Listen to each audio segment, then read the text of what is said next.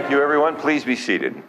It's my pleasure now to welcome Pastor David Cummings. Since 1998, David has been the pastor of Hamilton Christian Fellowship, affiliated with an international fellowship of churches called Partners in Harvest. Pastor Cummings is a member of the leadership team of an interchurch ministry called the Nehemiah Prayer Network, Prayer for Our City. Pastor Cummings, would you please lead the council in prayer? Mr. Mayor, let us pray. Lord, you're the God of this city, and Lord, over all the diverse people groups who call Hamilton home. May Hamilton experience in increasing measure what the Bible describes as the increase of your government and peace. I ask afresh for your abiding presence over this meeting of our civic leaders, and I pray your blessing and continued protection upon the mayor, the council members, and their families too. May they be encouraged and re-energized in their service to our community. And by your Spirit, enable them to perform their duties and conduct their business with integrity, wisdom, and compassion, and grant them a sharper sense of discernment and vision for the future of our city and all that lies ahead in your redemptive plan and purpose. Thank you for Hamilton's continuing commitment to provide shelter for the alien and the refugee, and for ministries that reach out to the poor and those in need of help for body, soul, or spirit. A Christian lady who leads a prayer ministry in Mississauga felt a burden to pray for Hamilton one day, and among other things, she declared that God would open the gates of the city to fresh vision, that he would raise up Hamilton and make her beautiful. All will see the flowering of this city and be amazed, she said. He will blow away all that hinders the sense of inferiority, of poverty and despair, of never having enough or being enough, and he will bring blessing, release, and abundance. Hamilton will be a city blessed, and a city that will be a blessing in the earth. Amen. Thank you. Thank you so much. A lot of the beauty of our city is within the council chamber tonight, as we welcome a number of people whom you'll be meeting throughout the early part of our agenda. Members of the public are advised that our meetings are webcast live by the City of Hamilton and temporarily archived on the city's website. Other individuals in the media may also be audibly and or visually recording this meeting. Madam Clerk, are there any changes to the agenda? Yes, Mr. Mayor, there are two added ceremonial activities. The recognition of Laura Fortino, member of Canada's 2014 gold medal winning Olympic women's hockey team, and recognition of the Hamilton's Glendale Golf and Country Club winning the Travelers Tankard Ontario Men's Curling Championship, which will be moved to the first recognition this evening. We have 10 added correspondence items this evening as well. 514, Demick Construction, respecting the Nebo Group seeking official plan and zoning bylaw amendments to permit a hazardous waste operation on Nebo Road, to be received and referred to the Acting GM of Planning and Economic Development for a report to the Planning Committee. 515, from the Office of the Prime Minister in response to Council's letter respecting U.S. Steel and its pensioners, to be received. 516, from Ralph and Joanne Benedict, respecting item 3 of the planning report, the Airport Employment Growth District, the Ontario Municipal Board hearing, to be received. And 517, from the Law Office of Fogler Rubinoff, respecting item 3 of the planning report, the Airport Employment Growth District, and the Ontario Municipal Board hearing, to be received. 518, from Hydro One, respecting the upgrade of transmission line in towns of Lincoln and Grimsby and the City of Hamilton to connect the Niagara Region Wind Corporation project, to be received. 519, from McMaster University, respecting the proposed collaboration between the Fraunhofer IZI Institute for Cell Therapy and Immunology of Germany and McMaster University for Council's consideration. 520, from AMO Communications, respecting the Prompt Payment Act 2013, to be received. 521, from the Hamilton Halton Home Builders Association, respecting the City of Hamilton's submission to the Ontario Legislature, Bill 69, the Prompt Payment Act, to be received. 522, from the law firm of Davies Howe Partners, respecting the General Issues Report Item 6 regarding the Elfrida Urban Boundary Expansion, to be received. Finally, 523, from IBI Group respecting the Planning Committee report, item 6, regarding the application for an official plan amendment and zoning bylaw amendment for lands located at 1670 Gar Street to be received. I'd also like to mention there's a correction in the correspondence. There's a duplicate with items 512 and 58. May I have a motion to approve the agenda as amended? Councillor Johnson, Councillor Pearson, all in favor?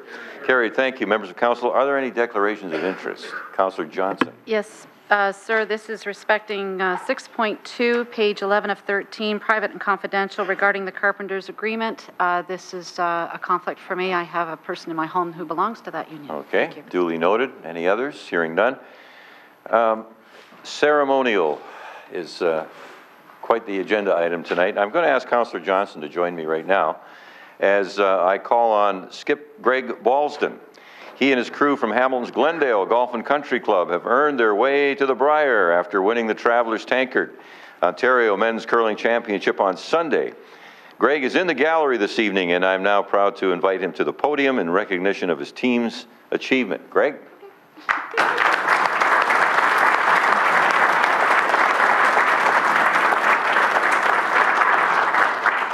I want to thank Councillors Collin and Councillor Marula because actually Greg lives in Councillor Marula's ward and Glendale is in Councillor Collins. But being a former member of Glendale and a former competitive curler, it's my privilege and my honor to welcome Greg here today.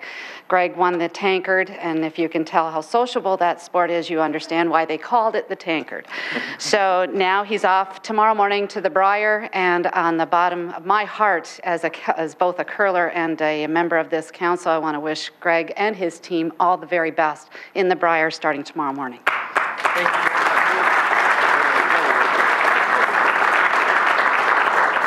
Thank you very much. I'd just like to thank the mayor, the council, and the city of Hamilton for letting me be here this evening and for their support. And we'd just like to say we're off, tomorrow to the Brier, and we'll be on TSN starting Saturday all next week. So tune in, have a look, and hopefully we can win some games. Good. Yeah. Thank you. No pressure or anything, but we are a gold medal city, you know that. Absolutely. Yeah, thanks, Laura. And I think Canada rules, so good luck on your way to the top of the Canadian curling heap, and congratulations. Thank you very much. So much. Thank you very much.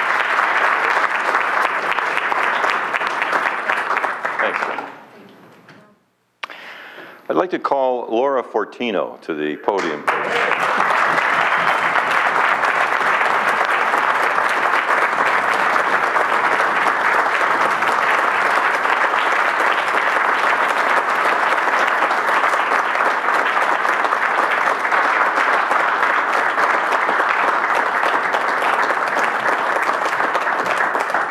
Laura and I are wearing our gold medals tonight. Actually, I think this is bronze or something. Laura, please come up to the microphone. I want you to tell us one of the great moments in sport is the freeze frame of the moment that you pass the puck over for the winning goal. And, you know, that goes with like the Bobby Orr flying through the air picture and the Paul Henderson picture. And so give me what was going on in your mind, in your ear, in your eyes, on the ice at the moment you had to make that decision. Step up close.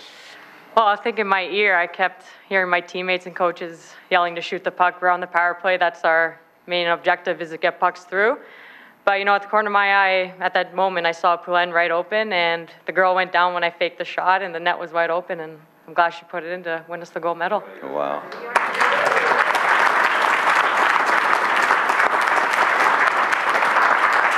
So on the commentary, one of the words was that it looked like the Americans were tired and couldn't even respond to the open shot that Poulin took. So what was did you feel that you were in a better fitness level in the late stages of that game?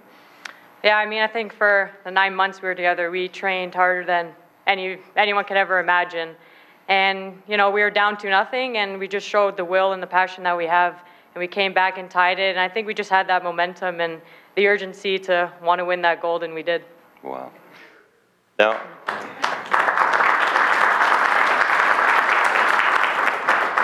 Behind every successful person, there's a whole group of people, and some of those people are here. So would you, by the way, you were born in Hamilton, right? Yeah. Oh, okay. I'll make that sure. So please tell us who's here tonight from your family. Oh, I have my father, Ignacio Fortino.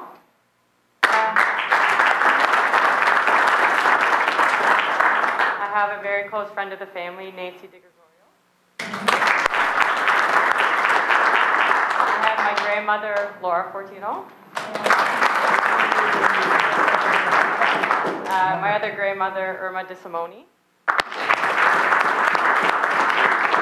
I have one of my brothers, Raymond Fortino. And my mother, Ivana Fortino. Sorry, I didn't see that. Now, Yvonne, I want you to come over to the microphone for just a moment. Please come over, because you have some exceptional headgear on. I think this is authentic. Yes. So tell me the story of how that ended up on your head. Well, it was very difficult in Sochi at Olympic Park to purchase any memorabilia. It was all gone by the first few weeks. Bosco is the name of their store, which is similar to our Sport Check, and you had to wait in line for 3.5 hours to get in there. When you did, everything was like XXXL. So the volunteers were very fascinated with my Team Canada hat or any Team Canada gear, and they would come around and say, trade, trade, trade. So I traded, and I became the owner of a Sochi 2014 hat, and it was a fabulous experience, and we're very proud of the Team Canada, Laura's role, but all the athletes. I met practically all of them at Canada House, and we should be proud as a country. We have great athletes with great character. Thank you. Thank you.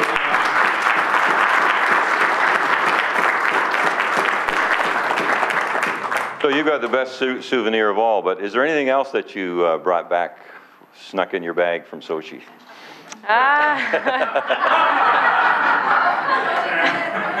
No. No, I don't.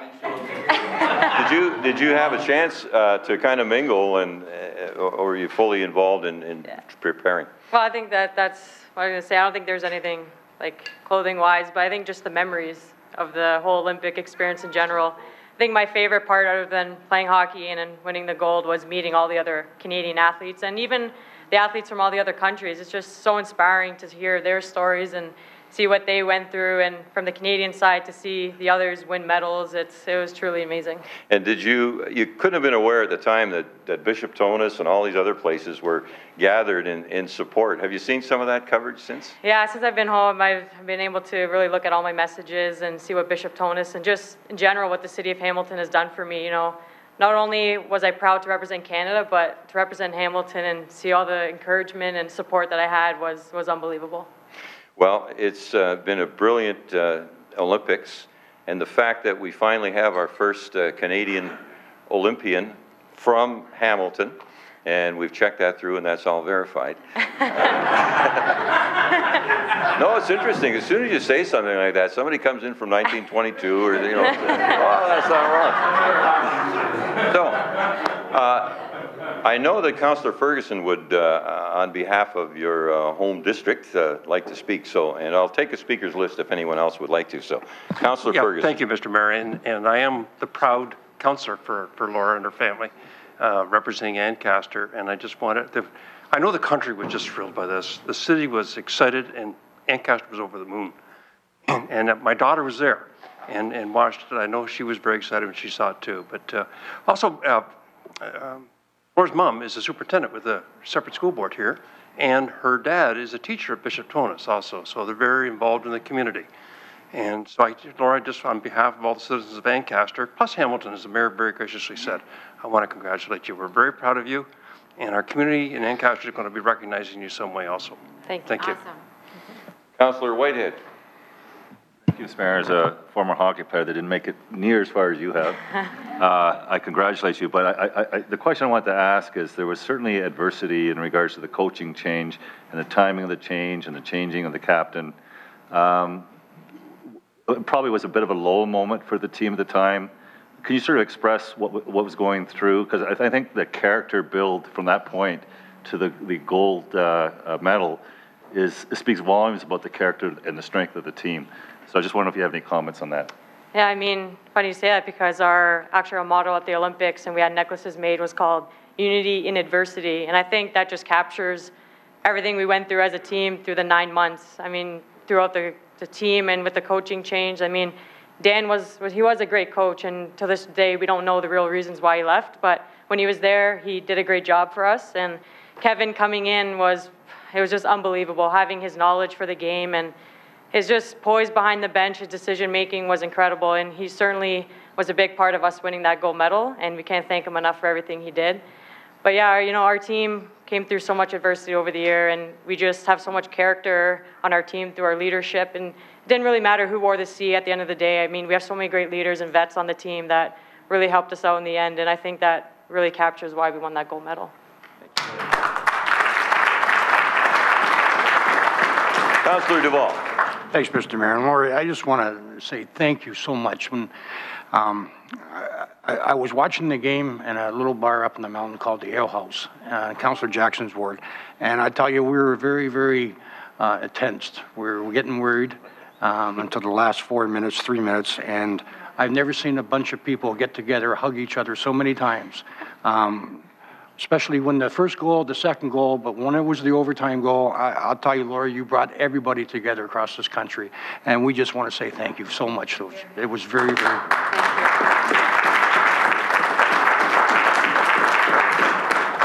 So, Laura, on behalf of the city and the citizens of Hamilton, we would like to congratulate you on becoming Hamilton's first ever Olympic gold medalist, and we commend you for representing your city and your country on the world stage with outstanding performance and citizenship. And so on behalf of the members of council, I'm going to present you with that, and then I'm going to take it right back because we want all the members of council to sign that, okay? And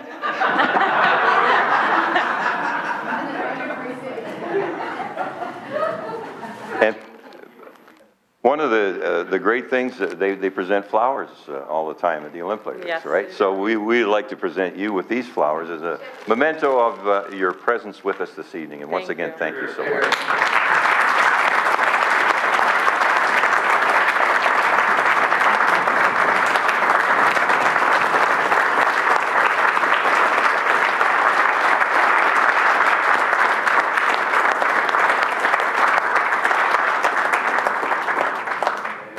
Members of council, we have more ceremonial activities and more outstanding young people. I am pleased to advise council that 2 schools at Ancaster have won provincial environmental awards for the annual Waste-Free Lunch Challenge. They are Immaculate Conception School from the Hamilton-Wentworth Catholic District School Board and Fessenden School from the Hamilton-Wentworth District School Board.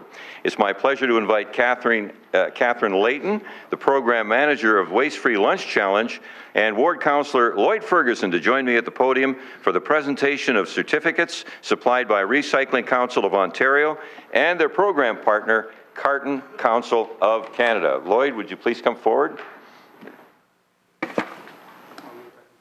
Catherine. Oh, we're gonna.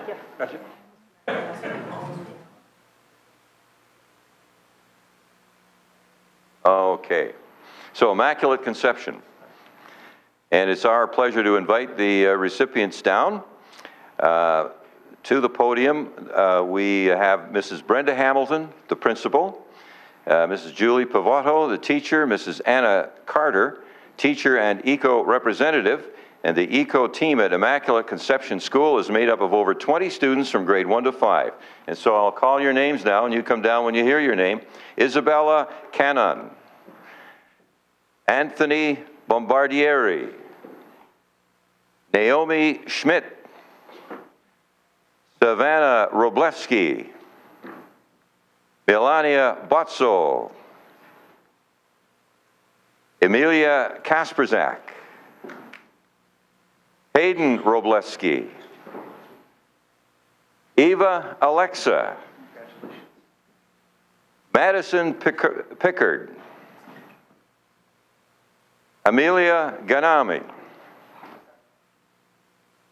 Sienna Pellizzari, Nicholas Lucarelli, Jamie Lucarelli, Maya Schmezik, Colin Hackett Tomaszek, Andrew Verasso, Erica Verasso, Emma D'Souza, Sophia Bratavanov, and Matia Lee, is it? Do I have that right? Sophia Richie Davidson. Sorry? And Anthony Richie Davison. Ladies and gentlemen, these are the youngsters from Immaculate Conception School.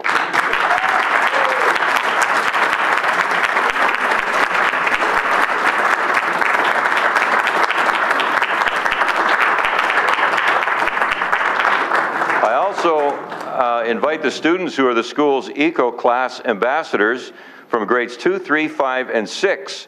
They are Shyla Madley, Ryan Udall, Mustafa Haddad, Kaylee Burgess. Come on down. Where are you? Oh, there you are. Oh, sorry. Whitney Karuk,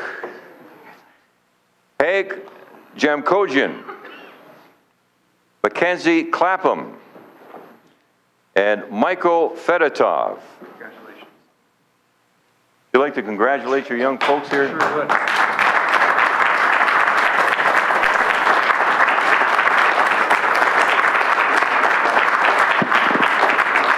Well, thank you, Mr. Mayor. It's a pretty exciting night to be from Ancaster, you know, with the gold medal winless and now the Eco winners.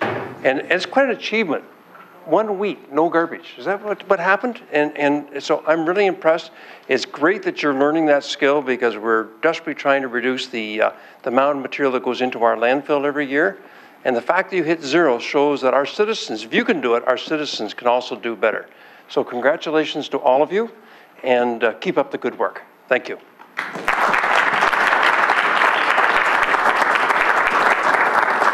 Now, I crossed over 2 schools at that time because I've got agenda pages all over the place tonight. But the Fessenden School group are led by Mrs. Kristen Ortwine and Mrs. Emily Lisson, who are both primary teachers. Mrs. Ortwine also chairs their Eco School Committee. And then I mentioned the last group of youngsters that I mentioned are the Fessenden group. And so I would like to say congratulations on the hard work and dedication shown by the youth of our community. They are truly leading the way towards a greener future. Thank you and congratulations to all. Back to me. Thank you so much.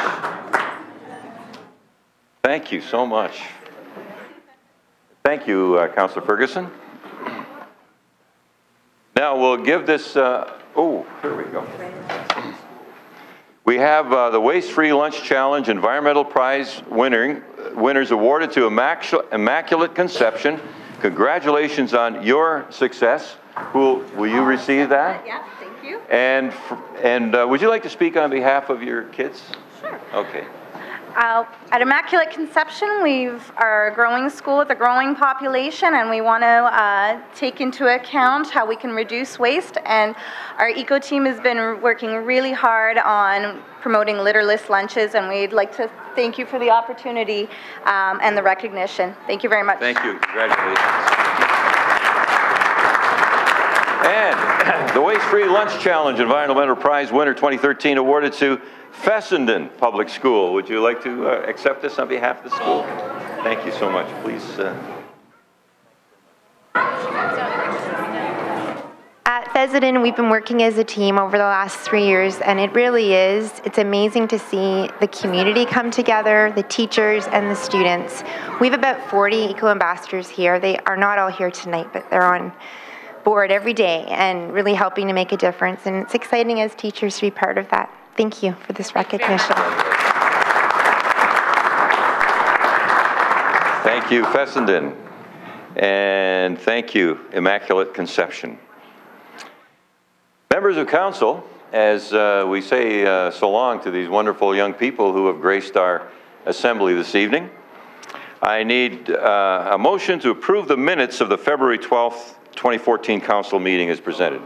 So move, Partridge, Jackson, all in favor? Carried, thank you. Communications, members of council. You have before you communication items 5.1 through 5.2.3 inclusive. And I'm going to ask the Deputy Mayor to go through the communications. I have a bit of business to do outside, so would you mind going down through there? Members of council, you have before you communications items 5.1 through 5.23 inclusive. We will take each communication individually. On item 5.1. Moved by Powers, seconded by Johnson, all in favor? Carried. On item 5.2. Moved by Johnson, seconded by Pearson, all in favor? Carried. On item 5.3. Moved by Pearson, seconded by Johnson, all in favor? Carried. On 5.4. Moved by Morrow, seconded by McCaddy, all in favor? Carried. On item 5.5, moved by Whitehead, seconded by Duval, all in favor? Carried. On 5.6, moved by Partridge, seconded by Pasuta, all in favor? Carried. On item 5.7, moved by Clark, seconded by Pearson, all in favor? On item 5.8, moved by McCaddy, seconded by Morrow, all in favor? On item 5.8, yep, Councillor Mr. Chairman, Collins. I believe that 5.8 warrants a response in light of the subject matter, and I would first move to refer it to the Hamilton-Burlington Bay Area Subcommittee that we have. So moved, seconded by Councillor Morrow, all in favor. Carried. On item 5.9, moved by Collins, seconded by Jackson, all in favor. On item 5.10, moved by McCaddy, seconded by Morrow, all in favor. On item 5.10, Councillor Jackson. Well, Mr. Deputy Mayor, this is a correspondence from the town of Arnprior respecting their concerns about increased electricity rates, and it's here for the consideration of council. And I can tell you I have constituents that are concerned about possible increases of hydro rates period, especially to, I've heard about the potential to non-peak hours at a time when people are conserving so well and using non-peak hours to do cooking, laundry, whatever the case is, and now potentially rates may increase in the non-peak hours, which is counterproductive to the way people are trying to do their best to conserve and save money and save electricity. And also, Mr. Deputy Mayor, there's an issue with a number of my businesses up in the Red Hill Business Park regarding this line item that's appeared recently called Global Adjustment. And it's a difficult one to get your hand around. I've had some good discussions with our Horizons Utilities. It comes from the Ontario Energy Board. It's something that's been passed on since the Ontario Hydro days, but it is a cost of doing business in our city, and the definition of this global adjustment is an impediment to a number of the businesses in my area that have complained about it, tried to appeal it, and yet it's gone nowhere. So, Mr. Deputy Mayor, unless I hear contrary comments, I would like to endorse this resolution, if for no other reason than to send a message that our residential and business constituents in our community, at least in my area, have some grave concerns about possible future hydro rates going up. Thanks, Mr. Deputy Mayor. Thank you, Councillor Collins. Councillor Jackson. On 510, we have two speakers, Councillor Whitehead and then Johnson. Councillor Whitehead. Thank you, Mr. Chair. I had raised this before. It's not just the residential, but I'm hearing it from the business community. I met with a superintendent of a steel manufacturing in Hamilton, over 250 jobs. He indicated that with the peak hour adjustment, because they focused their whole schedule to take advantage of the discounts on the pricing, it will require him to make some decisions on laying off employees at the plant. So clearly there's a significant impact with some of the changes that are either contemplated or being implemented by the provincial government. So it's very concerning at this point in time, and I certainly support endorsing the resolution. Thank you. Thank you. Councillor Johnson on item 5.10. Thank you very much. And I too want to reiterate what Councillor Jackson has said. If you would understand where the Hydro One line versus the Horizon Hydro line, it is completely two different amounts of money at the end of the day, and people out in the rural areas especially are getting hit right, left and center with the Hydro One prices. I would also like to ask this council endorse this 5.10, and I would be happy to second it for Councillor Jackson, please. So on item 5.10, a motion to endorse what's before us by Jackson, seconded by Johnson. All in favor? Carried. On item 5.11, Councillor Partridge. Yes, thank you, Mr. Deputy Mayor. And on item 5.11, I've recently been asked to join a coalition with Puss Lynch, Guelph, Kitchener-Waterloo, plus a number of corporations, including Tim Hortons and Maple Leaf Foods, as well as members from our Economic Development Department. And we've joined the coalition to help lobby the government, the provincial government, to support the Morriston bypass being moved up. It has been approved back in 2002. It's just a question of getting it built. And it does have an economic impact on the City of Hamilton as well as surrounding municipalities. So I would like to move that it be referred to our own Hamilton Economic Development Department for consideration of funding, please. Moved by myself, and if I can get a seconder, Councillor Johnson, thank you. Moved by Partridge, seconded by Johnson. All in favor? Carried. On 5.12, that's a duplicate, so we're moving on to 5.13.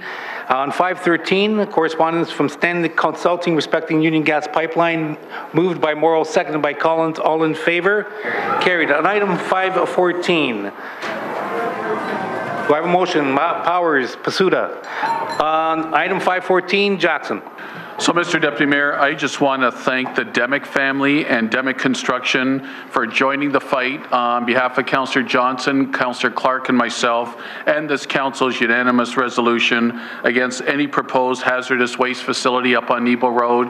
As you know, Maple Leaf Foods is now going to be a party at the appeal at the OMB, Sonoma Homes, and I'm very happy the Demick family that has a long, successful, wonderful history in this community. I want to thank John Jr. I want to thank Elaine and all family members for helping the City of Hamilton join the fight against any hazardous waste facility on Nebo Road. Thanks, Mr. Deputy Mayor. Thank you, Councillor Jackson. On 5.14, Councillor Johnson. Thank you, Deputy Mayor, and I too want to thank Demick Construction. And also, I understand we had another letter that came in. I think Council was privy to, and it's gone to our legal department. We have another party coming to the table as well. Really want to reassure the residents in that area that Councillor Clark and Councillor Jackson back in the day put together a list of what is allowed and what is not allowed. Clearly, the hazardous waste facility is not allowed, and given that list, we're giving some reassurance to the residents that we're sticking to that list and we're not going to take it without a fight. Thank you, and pre-hearing actually is, I believe, March the 10th, correct, Janice? Thank you. Janice, did you agree to that? That sounds correct. I'd have to double check. Okay, so ambivalently, yes. So that was originally moved by Councillor Pasuda, seconded by Powers. All in favor on item 5.14, carried. On item 5.15, we have Councillor Whitehead. Chair, this is a correspondence in response to our correspondence to the Prime Minister of Canada. I noticed that we also have one earlier from Kathleen Wynne. So these are serious issues that we sent off to both the Premier and the Prime Minister. And often what happens in the responses is that it's an in-can response. It's more of an acknowledgement that they received the letter and it's sent off to the appropriate minister. So the first question I have to maybe the clerk, I'm not sure now, is it the responsibility of that minister that our correspondence has been now forwarded to respond, and will that correspondence end up back on our councillor blog, or will it be, Madam Clerk, buried? Mr. Deputy Mayor, yes, when we get a response from the Deputy Mayor, we would put it on as council communication. Okay, can I ask, Mr. Chair, on this one, the date of the response is February 12th. When did we actually send the letter to the Prime Minister's office? Madam Clerk. Mr. Deputy Mayor, I'm sorry, I don't know the date. We would have to, after the last, when the council direction would have given, it would have gone out within 24 hours or... Councillor Whitehead. Okay, so a month, 2 months? Okay. Okay, order. Oh, sorry, it's January 9th. So in the first sentence of the letter, it reads January, I'm sorry? So do we monitor all the letters that we sent out in regards to correspondence and timing? Madam Clerk. Mr. Deputy Mayor, through you, we do track them for when the correspondence goes out, and if requested, we can follow up with the Minister's office to see. Appreciate it. Councillor Whitehead. So, Mr. Chair, I guess there was an article just recently, and this whole U.S. Steel issue and how the concerns in regards to the 2015 is very concerning, and I know that Councillor Deval is doing his darnest to ensure that we have all the stakeholders around the table so we can continue the positive dialogue. I guess my concern is timing, and that's why I was asking questions around timing. Just recently, there was an article, I don't know if many of you saw it in the paper, but Australia and other areas are now putting up the walls on allowing steel being dumped from China, the overcapacity of steel being dumped from China, and impacting the steel industries in their respective countries. There seems to be a real interest to protect steel industries in various countries around the world. And I think the whole essence of what we're trying to achieve is ensure that our government doesn't treat our steel industry, our steel sector, any differently than any other government, and that's the concerning part. And as you read more and more material, you discover that somewhere, somehow, in Canada, our government doesn't have the same commitment to the steel industry as many countries around this world. Thank you, Councillor Whitehead. We have Councillor Deval and then Councillor Farr. Councillor Deval. Thanks, Mr. Deputy Mayor, and I thank Councillor Whitehead for his comments. With this letter, I move that we send this to the Steel Caucus Committee to deal with it at that level, to see if we come up with a response and bring it back to council. Okay, I'll accept that motion, seconded by Whitehead. And on that motion and the letter, Councillor Farr. Yeah, that actually was what I was going to move, and just to note to Councillor Whitehead's good points in his dialogue with our clerk, Mr. Deputy Mayor, we're not receiving in this brief form letter from the Executive Correspondence Officer of the Office of the Prime Minister any confirmation, as far as I read here, that we're going to hear back from the Minister James Moore. It's just for his information and consideration, as the letter notes. So I'll leave it to the Steel Committee to debate the contents of the letter, and I'll look forward to them reporting back to this body. Thank you. And I support the motion. All right, Councillor Farr, thank you very much for that. Councillor McCaddy, then Clerk. Councillor McCaddy. Thanks, Mr. Deputy Mayor. And I just wanted to acknowledge the leadership of Councillor Deval chairing the Steel Committee. And in particular, we have a meeting coming up shortly. I don't know if you've got that in your head, Scott, in terms of when that is, but we've invited the MPPs and the MPs to attend. So that'll be an opportunity to engage our local Hamilton MPs in particular to further engage with Mr. Moore, Minister Moore at the industry level. And you know, you're never that excited when you get a kind of a 2-paragraph response. It doesn't seem all that heartfelt. But of course, it's our job here as Hamilton to follow up and to work with our colleagues at the provincial and federal level to solicit a more thorough response. I mean, I know Local 1005 did the FOI, Freedom of Information request, to try and get information on the Canada Investment Act arrangement between the federal government and U.S. Steel, and they received the document back that was fully redacted with all black ink, no information whatsoever. So we've had a difficult time working with this federal government so far, but I'm hopeful through Councillor Deval's committee, which I sit on, and engaging our colleagues, we can go further. Thanks, Mr. Chair. Thank you, Councillor McCaddy. Councillor Clerk. Thank you very much. I just want to point out that it is the parliamentary process. We have a letter in 5.4 from the Premier that basically did exactly the same as the Prime Minister. It's a 3-paragraph letter. These letters are not unfamiliar to this council. We've been receiving them for decades. It's standard process coming out of the Prime Minister and the Premier to refer it to a minister. So let's not make a lot out of these letters. Let's deal with the ministers, which is where we're supposed to be dealing with these issues. And we know this, guys. Thank you, Councillor Clark. So it's moved by Deval, seconded by Whitehead, to refer item 5.1 to the Steel Caucus Committee. All in favor? Carried. On item 5, 5.16, moved by Johnson, seconded by Ferguson. All in favor? Carried. On item 5.17, moved by McCaddy, seconded by Farr. All in favor? Carried.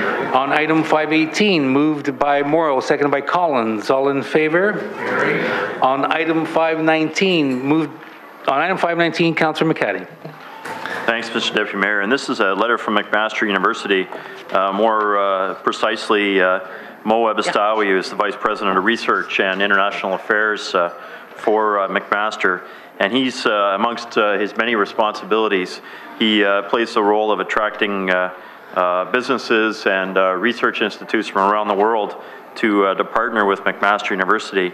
And just this past week, the Mayor Bettina was so helpful or good to invite me to a meeting where we learned about this really exciting, I think a game changer project, the Fraunhofer Institute for Cell Therapy and Immunology from Leipzig, Germany, who actually contacted McMaster first. It was first the contact from them, not McMaster going to them, but from them coming to us here in Hamilton McMaster, and knowing the excellent research history that McMaster has in microbiology and other technologies at McMaster.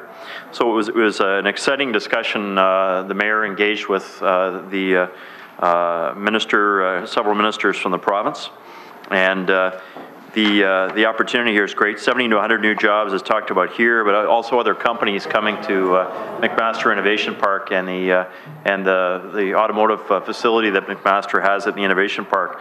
So what we probably need to do tonight, there's a financial request in here to the City of Hamilton, which I think we need to think about. But tonight, I think probably the best, depending on what Mr. Mayor thinks, is to refer this to Chris Murray, our city manager, for a report back to GIC, so we can understand a bit more about this opportunity and, of course, know a bit more about the financial implications as well. It seems like a very positive undertaking, just on the heels of the life sciences cluster report that the Chamber of Commerce released about 2 weeks ago, stemming from the economic summit that occurred back in the summer. So it seems like there's a real ball rolling here, an exciting opportunity for Hamilton. We need to know a bit more, and that's why we want Chris to have a look and report back to us at GIC, Mr. Deputy Mayor. Thank you, Councillor McCaddy. We now have Councillor Ferguson and Jackson. Councillor Ferguson. Thank you, Mr. Chairman. And this is an exciting opportunity with some high-paying jobs coming into our Innovation Park.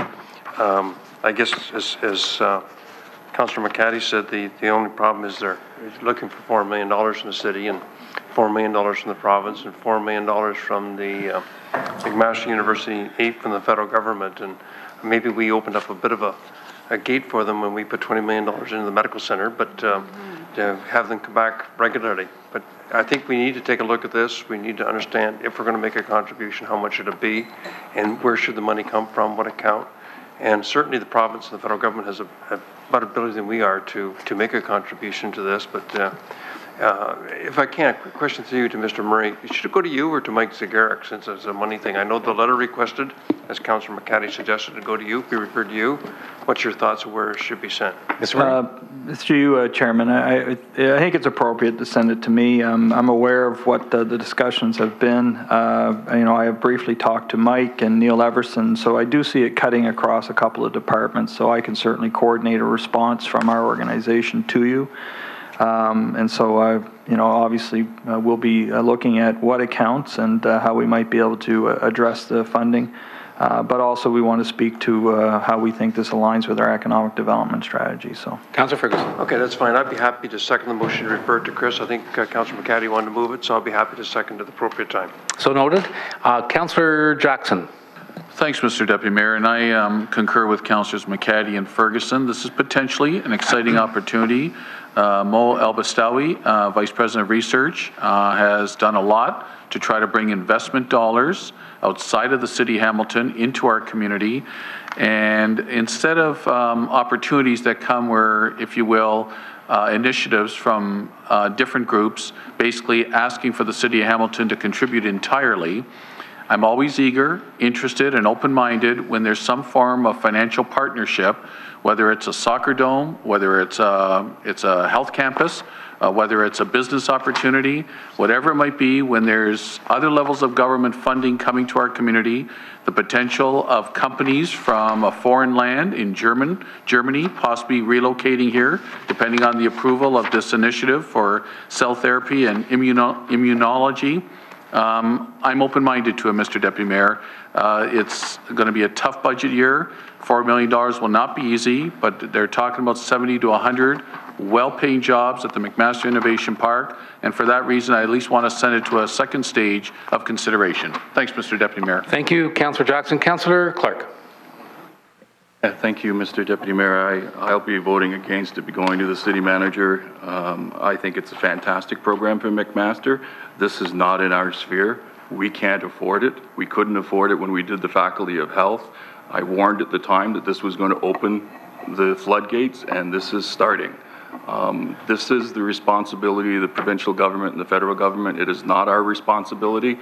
As soon as we started saying yes, there's going to be many, many more. I'd be more pleased having the city manager looking at developing a policy in terms of how we would be dealing with requests coming from universities and colleges, not on a project-by-project basis. So I'll simply oppose the referral to the city manager. Thank you, Councillor Clark. Councillor Whitehead.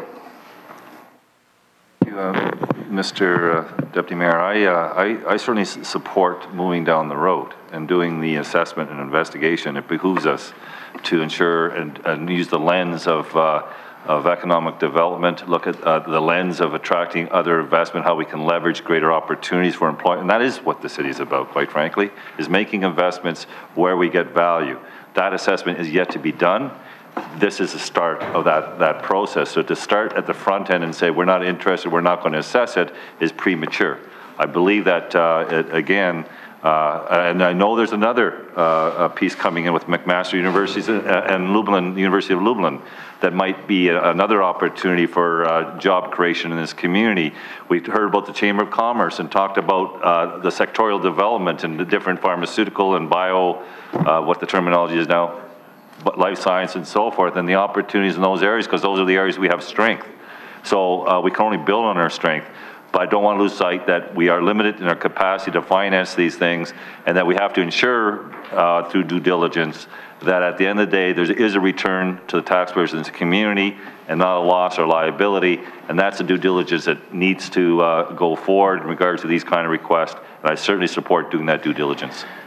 Thank you, Councillor Whitehead. So on item 519, moved by McCaddy, seconded by Ferguson, all in favor? Carried. On 520. Oh, okay, sorry. Recorded. Why don't we have a standing recorded vote? On 519, who's opposed then? Who's opposed? Clark, Pearson, Johnson, and Partridge. On 519, recorded opposed. Everyone else carried. On 520, correspondence from AMO, moved by Jackson. Oh, sorry, moved by Powers, seconded by Jackson. Councillor Powers. I have no problems with the direction. We've already taken a position on Bill 69, the Prompt Payment Act, so the direction's fine.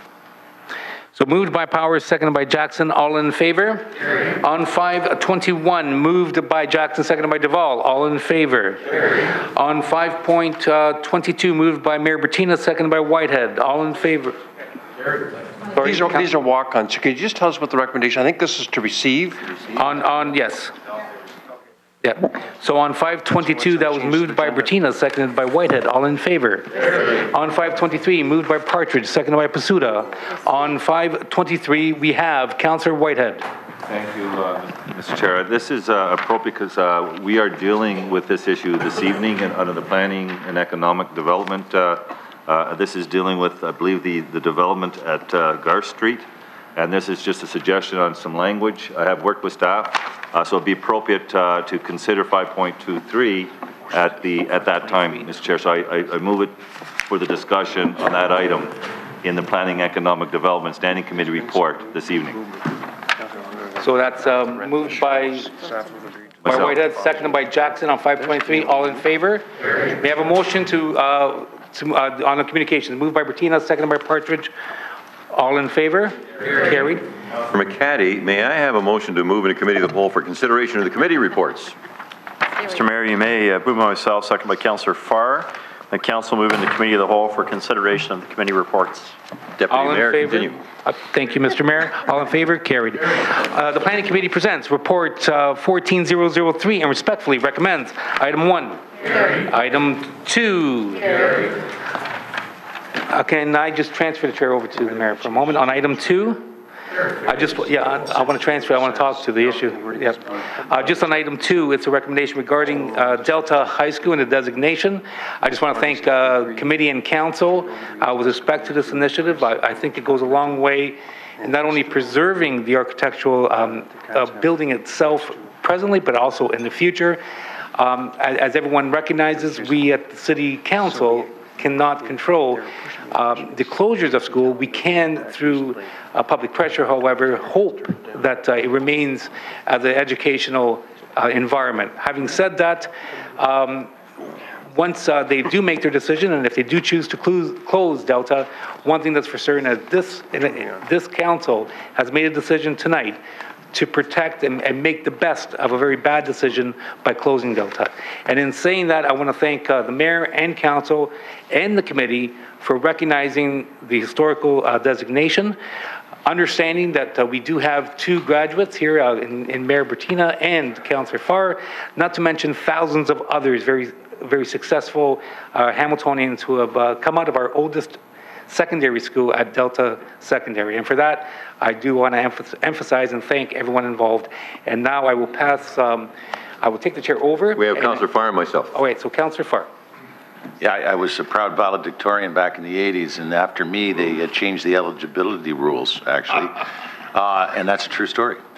You said it all. You said it all. You've had this file for over a year, Councillor. You've done some great work. I was proud to talk and thank you and committee and move this motion at committee. So all I'll say is thanks to you, to the Heritage staff, and to all who communicated with us, not the school board. They had opportunities but chose not to, but to the staff and to the members of the community, some of my good friends who worked with you as well on this file, and I'm proud to see it here tonight as alumni. Thank you. So on item, Mayor Bertina, I'm sorry, Mayor Bertina. Yeah, so I want to thank Councillor Marula and all those who have given impetus to the heritage designation. I would also hope that the school actually continue to function as a school so that someday, in fact, I may actually graduate from my old high school. Thank you. Thank you, Mayor Bertina. On item 2, all in favor? Carried. On item 3? Councillor Johnson, I understand you have an amendment to item 3. If discussion is required, so be it, but Councillor Johnson. No, I don't actually on item 3. I wanted to speak to item 3. Well, according to the clerks, you do have an amendment to can I item make 3. one up? No. Item 3? Yeah. It clearly reads item 3. So, Madam Clerk, may I have a clarification? Mr. Deputy Mayor, we're circulating the motion. It's changing. So, Councillor Johnson, you have an amendment to item 3. With all due respect, sir, this is like a 2-page amendment. I was not privy to it until 2 seconds ago, so I'm not prepared to move it. Madam Clerk, can you just elaborate on what the amendment is? Is it a House? Mr. Deputy Mayor, at the Planning Committee, there was a recommendation that was considered in closed session, and it was to remain in closed session until council. So now we are council, so we will be moving the recommendation that the Planning Committee heard in closed session at that time. Thank you. So are you comfortable now? No, I'm not moving it. Councillor Ferguson, did you want to speak to that? Just for clarity purposes, and the motion that came out of planning was that we give staff direction in camera, and then, so you're telling me through you, Mr. Chairman, to the clerk, that the direction we give the staff in camera now must go public here at council? Madam Clerk? Mr. Deputy Mayor, that is correct. Okay, so what this motion basically represents is what you directed, what planning directed to come to council. Is that correct, Madam Clerk?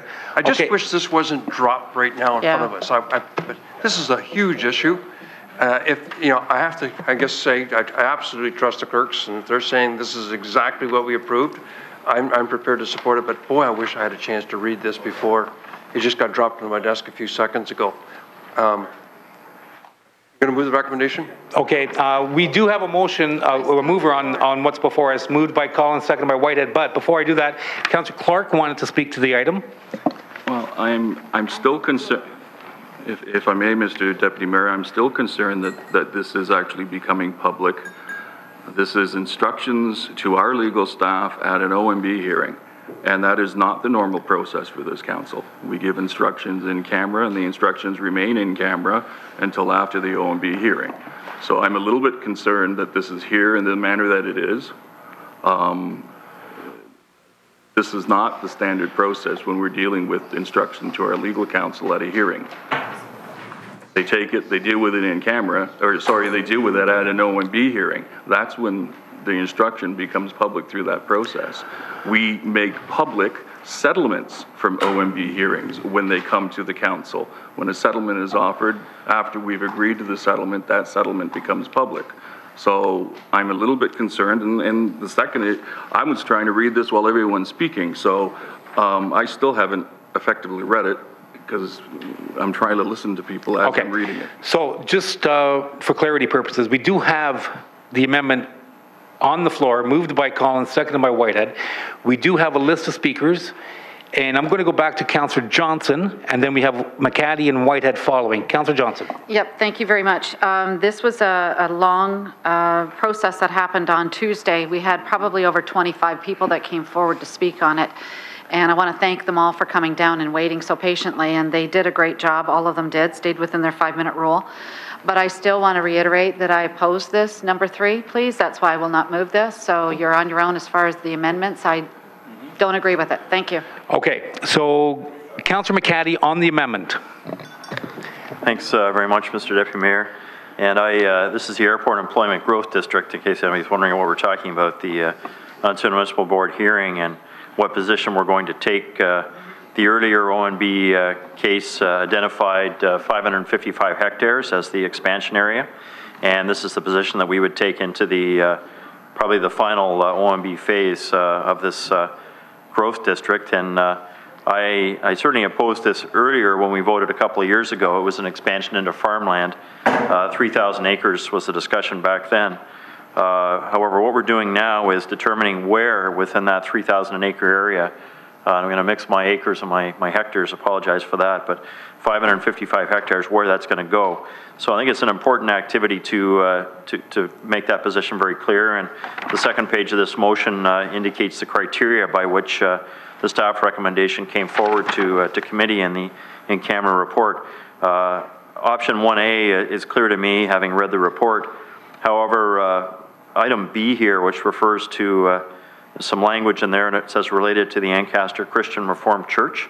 I wonder if I could have that explained to me by planning staff, because I don't recall that being part of the recommendation when I read their report going into Planning Committee last week, Mr. Deputy Mayor. Guy Preparella is here. This is his file. Guy, how would you respond to that?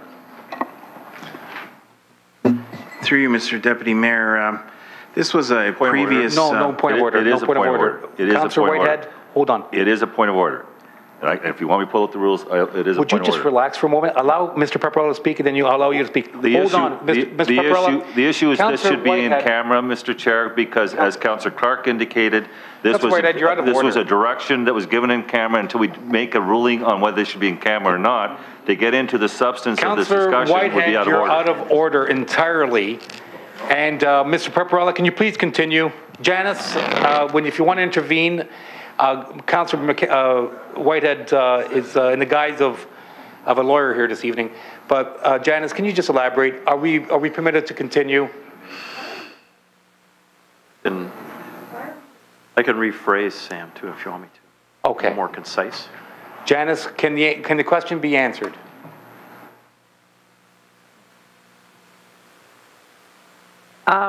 So if the question is to the planning staff, then it can be answered. If the question involves a strategy or is a question with legal implications, then it might be something that council would prefer to talk about in closed.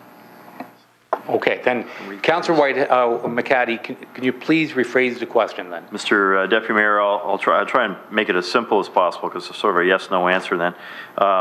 Was item B, which refers to Ancaster Christian Reformed Church, was that part of the staff recommendation, or was that something added by committee?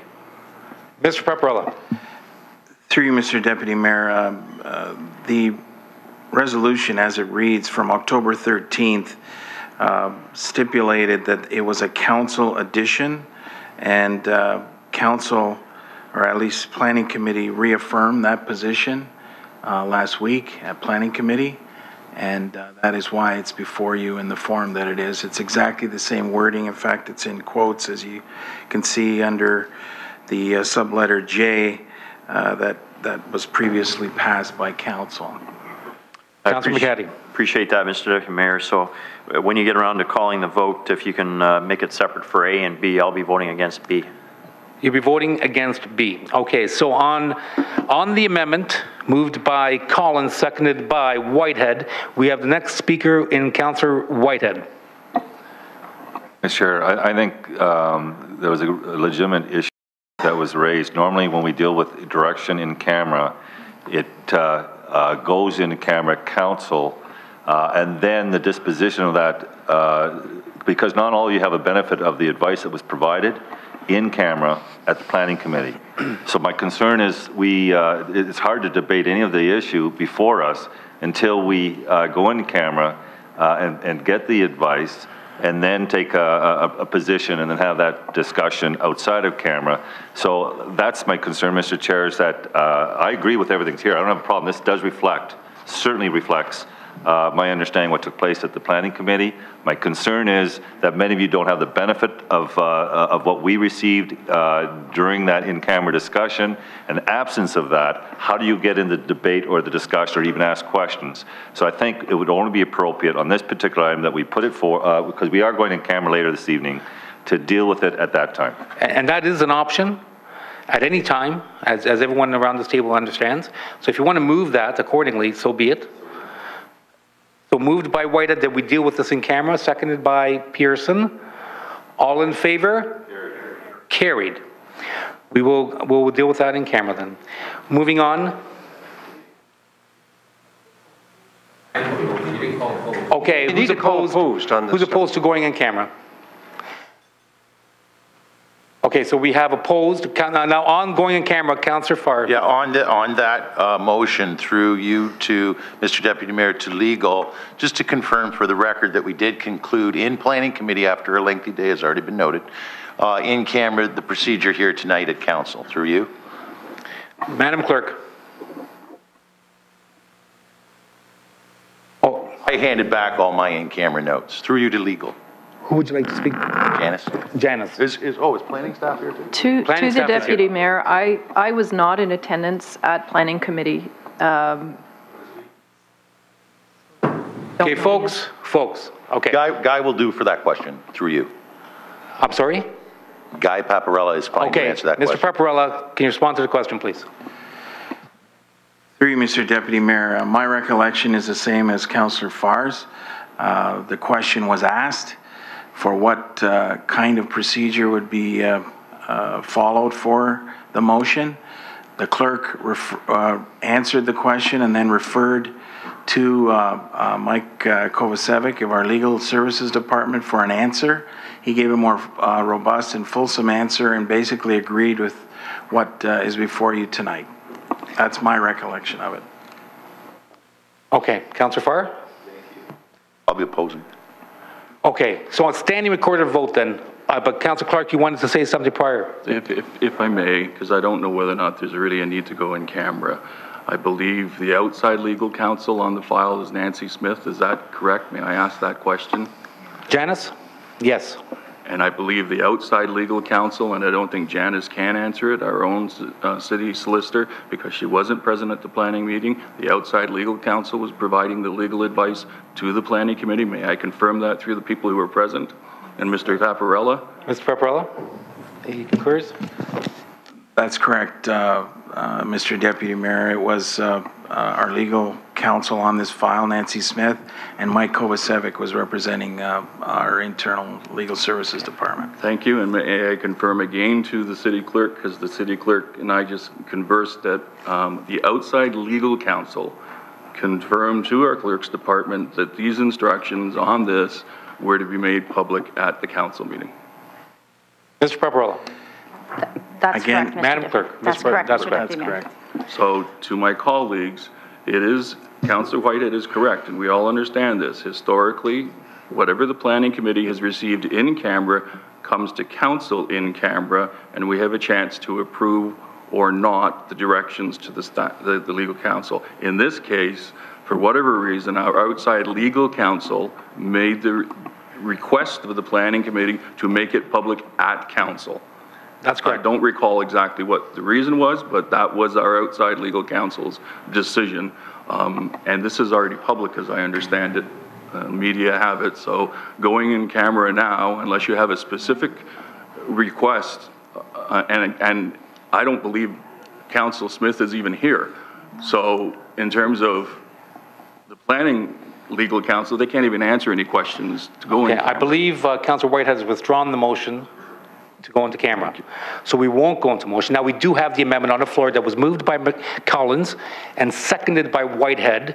Now, I need a standing recorded vote on this. And Councillor Whitehead, on the amendment. Again, I want to reaffirm, Mr. Chair, that what is before us here is absolutely unequivocally, and that's why I'm concerned when I hear council, so I just got it now. This is what we agreed to at the planning committee. There's no amendments, there's no changes. This is exactly what we agreed to. Okay, and we're going to separate, it's been requested to separate A and B.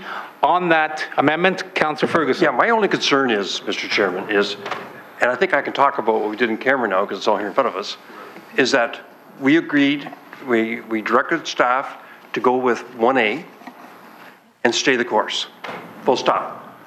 Now we're seeing the resolution for Ancaster Christian Reformed Church back here, and I asked in camera, you've already got council's direction on this. This was supported unanimously at planning in October 2010. I was chairman of planning then, and was ultimately supported by a majority vote at council. So why do we have to reconfirm this direction that was provided to staff tonight? Mr. Pepperella. I'm very supportive of what's in front of us. I'm just confused if you already got council direction. For clarity purposes, Mr. Pepperella. Agree, Mr. Deputy Mayor. In fact, what has happened is exactly a reconfirmation of that position. The position and the instructions need to be very clear and accurate. After a more fulsome discussion between the legal staff, and again, I'm a third party to that, but I'm obviously privy to all that because it's my file. They agreed that this was the best course of action and still maintain the intent of what was discussed in Planning Committee. Okay, Mr. Chair, I want to stress I support this proposal because I certainly supported it back in 2010 when we passed this motion originally. I actually asked this question, do we need to reconfirm this? And the answer was no, you've already done it. And here it's here. But that's okay. We'll let it go. I'm supportive of it. And if you want to split it up, that's okay. But council, committee and council did, in fact, support B back in 2010. Okay. Thank you. So just for clarity purposes, we have the amendment before you, and it was moved duly by Councillor Collins, seconded by Councillor Whitehead. Councillor Partridge. Thank you, Mr. Deputy Mayor. And just very quickly, in the future, may I suggest that at least the chair of the committees be made aware when something like this is going to happen so that we don't get bogged down in a further 25 minutes of conversation because of confusion. And I'd like to direct that to the clerks, please. Duly noted. So on item 3 is amendment moved by Collins, seconded by Whitehead. All in favor, standing recorded vote. I separated A. On A, Madam Clerk. I'm in support. Deputy Mayor Marula, Councillors Whitehead, Duval, Jackson, Collins, Morrow, Farr, McHattie, Pearson, Ferguson, Powers, Basuda, Partridge, and Mayor Bertina. Opposed? Councillor Clark. Councillors Johnson. The motion carries on item A. On item B, all in favor, standing recorded vote. I'm in favor. Deputy Mayor Marula, Councillors Whitehead, Duval, Jackson, Collins, Morrow, Farr, Pearson, Ferguson, Powers, Pasuda, Partridge, and Mayor Bertina. And those opposed? Councillor Clark? Councillors Clark and Johnson. And McHattie. The motion carries on item B. Moving on. On item 4, carried. On item 5, Councillor Whitehead, I understand you have an amendment to item 5.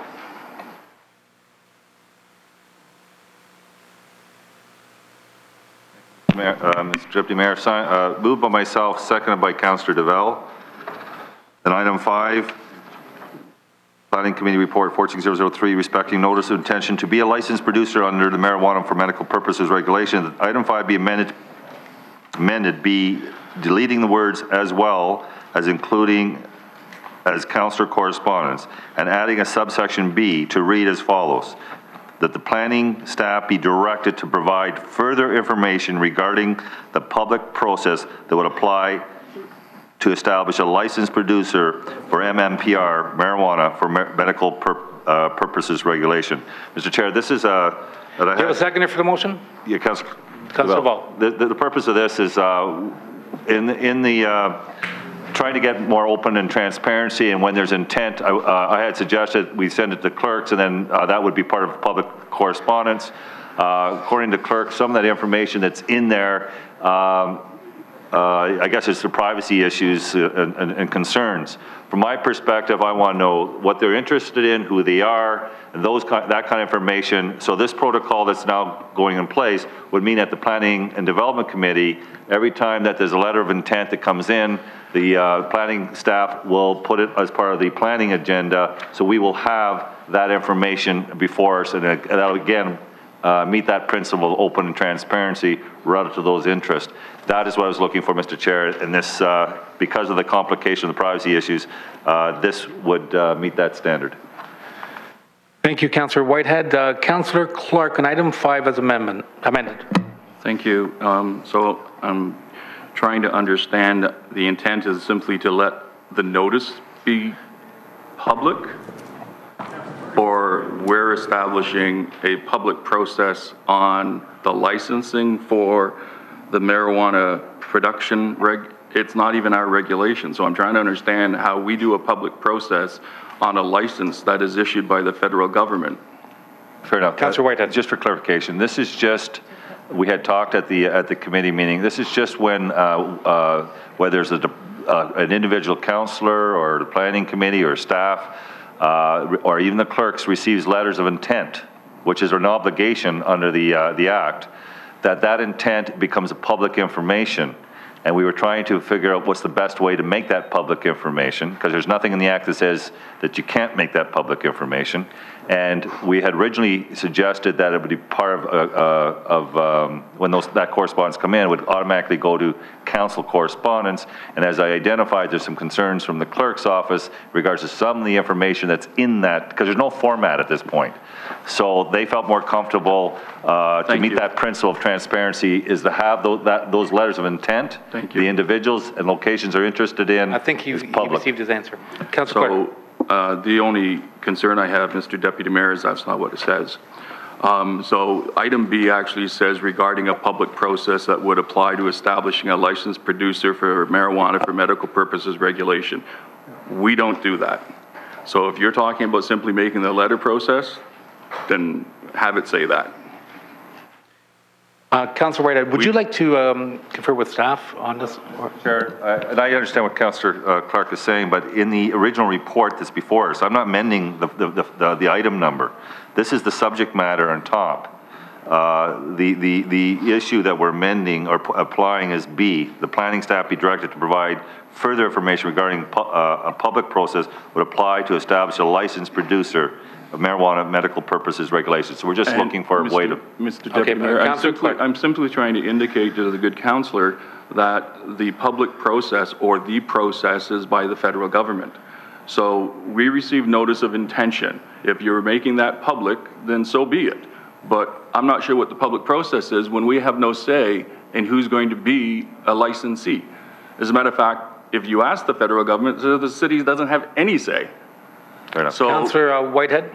I think at this point, I'm going to bring it back to the clerks because that's where it was generated from. Thank you. Madam Clerk. Mr. Deputy Mayor, because this is a process that's not very clear in terms of the guidelines put out by Health Ontario, there was some Health Canada. Sorry, there was some discussion with planning staff and legal, and that the direction is that the planning staff will review this further and come back to the planning committee to advise what can be the process of providing public information on these notices of intentions. We don't know at this point in time. So the planning staff just wanted to have some latitude in terms of asking the questions with Health Canada and come back to Planning Committee with that information. Now, Councillor Clark, are you okay with that? But it should say that. That's all I'm saying. Madam Clerk, is there any problem with it being amended accordingly? No, that whatever wording would make council So, Councillor happy. Whitehead, will you accept it as a friendly? Mr. Chair, anything So to be it. facilitate. Moved by Whitehead, seconded by Duval. All in favor? Carried. On item 6, Councillor Whitehead, I understand you have an amendment. I hope this one's a lot simpler. Mr. Chair, at the beginning of the meeting under correspondence, we had forwarded the piece from, I believe it's John Aarons. And so we had a good discussion at council, and this motion I'm putting forward is just basically amending section III in the yellow sheet before you.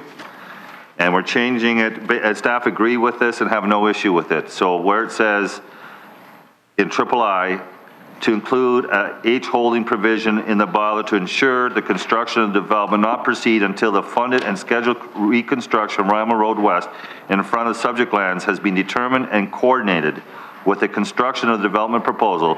This shall not be later than the fall of 2017 and may proceed earlier if the aforementioned roadworks are completed sooner. That's the amendment, Mr. Chair. Moved by Whitehead, seconded by Duval. All in favor as amended? Councillor Clark, you have a question? I'm sorry, Mr. I guess it's just an objection. I just received it. So again, it's difficult to read so quickly and then make a decision so quickly when we actually just received it. Madam Clerk, can you elaborate on that, please? Mr. Deputy Mayor, I believe Councillor Whitehead needed to discuss the amendment with staff and didn't have an opportunity to do that until very close to council, so this is why it's not circulated to members of council. Councillor Clark, understanding your concern, have you had enough time now to digest that or no? So if I may, I'm looking for planning staff here. I guess Mr. Robichaud on the D3 where we're talking about the holding provision.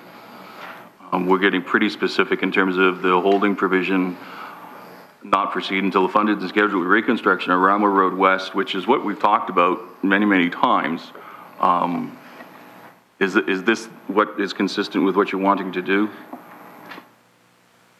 I'm sorry to ask it in that way, but it's just before us. So. Welcome, Steve Robichaud.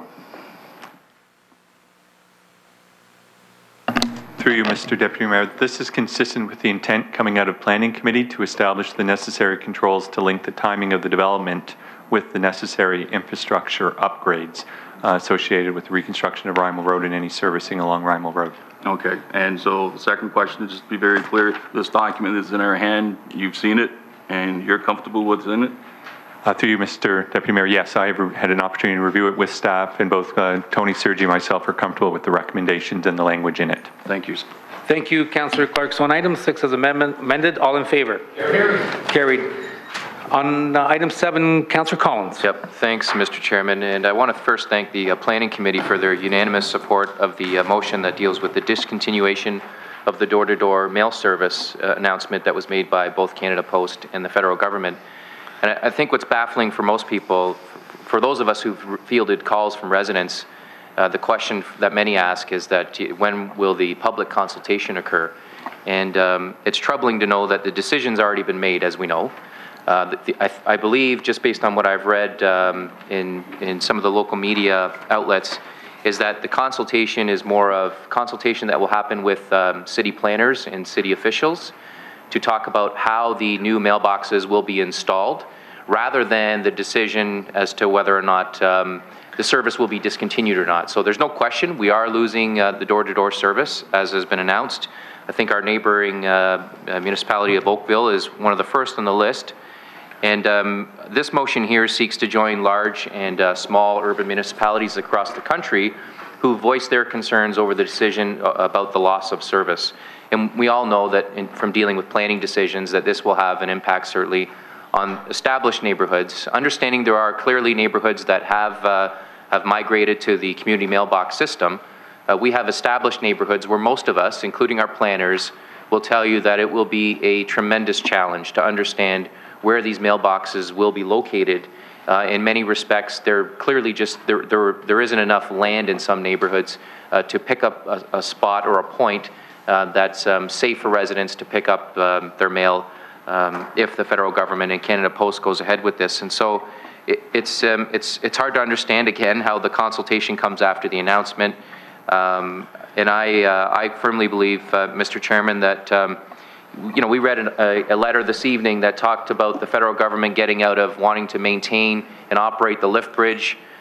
They're now getting out of the, to some extent, the Postal Service, and it's almost as if they're getting out of the business of just plain governing. So I hope that I've covered all of the issues here in the motion. Certainly willing to entertain any amendments that council sees fit to add, and I'm hoping that the motion that's in front of us here will seek to clarify the municipality's role in this in the decision that's been made. And my fear is, as with most things that we deal with from both the federal and provincial governments, is that we're going to end up making the decisions as to where these boxes are located. We're going to end up paying for the process that deals with public consultation, although it should have happened quite some time ago. And it's the downloading issue. And so I seek to address this here, and I want to thank the Planning Committee for their support, and I hope that Council will see fit to ratify it here this evening. Thank you, Councillor Collins. We do have two speakers on this item, Councillor Whitehead and then Clerk. Councillor Whitehead.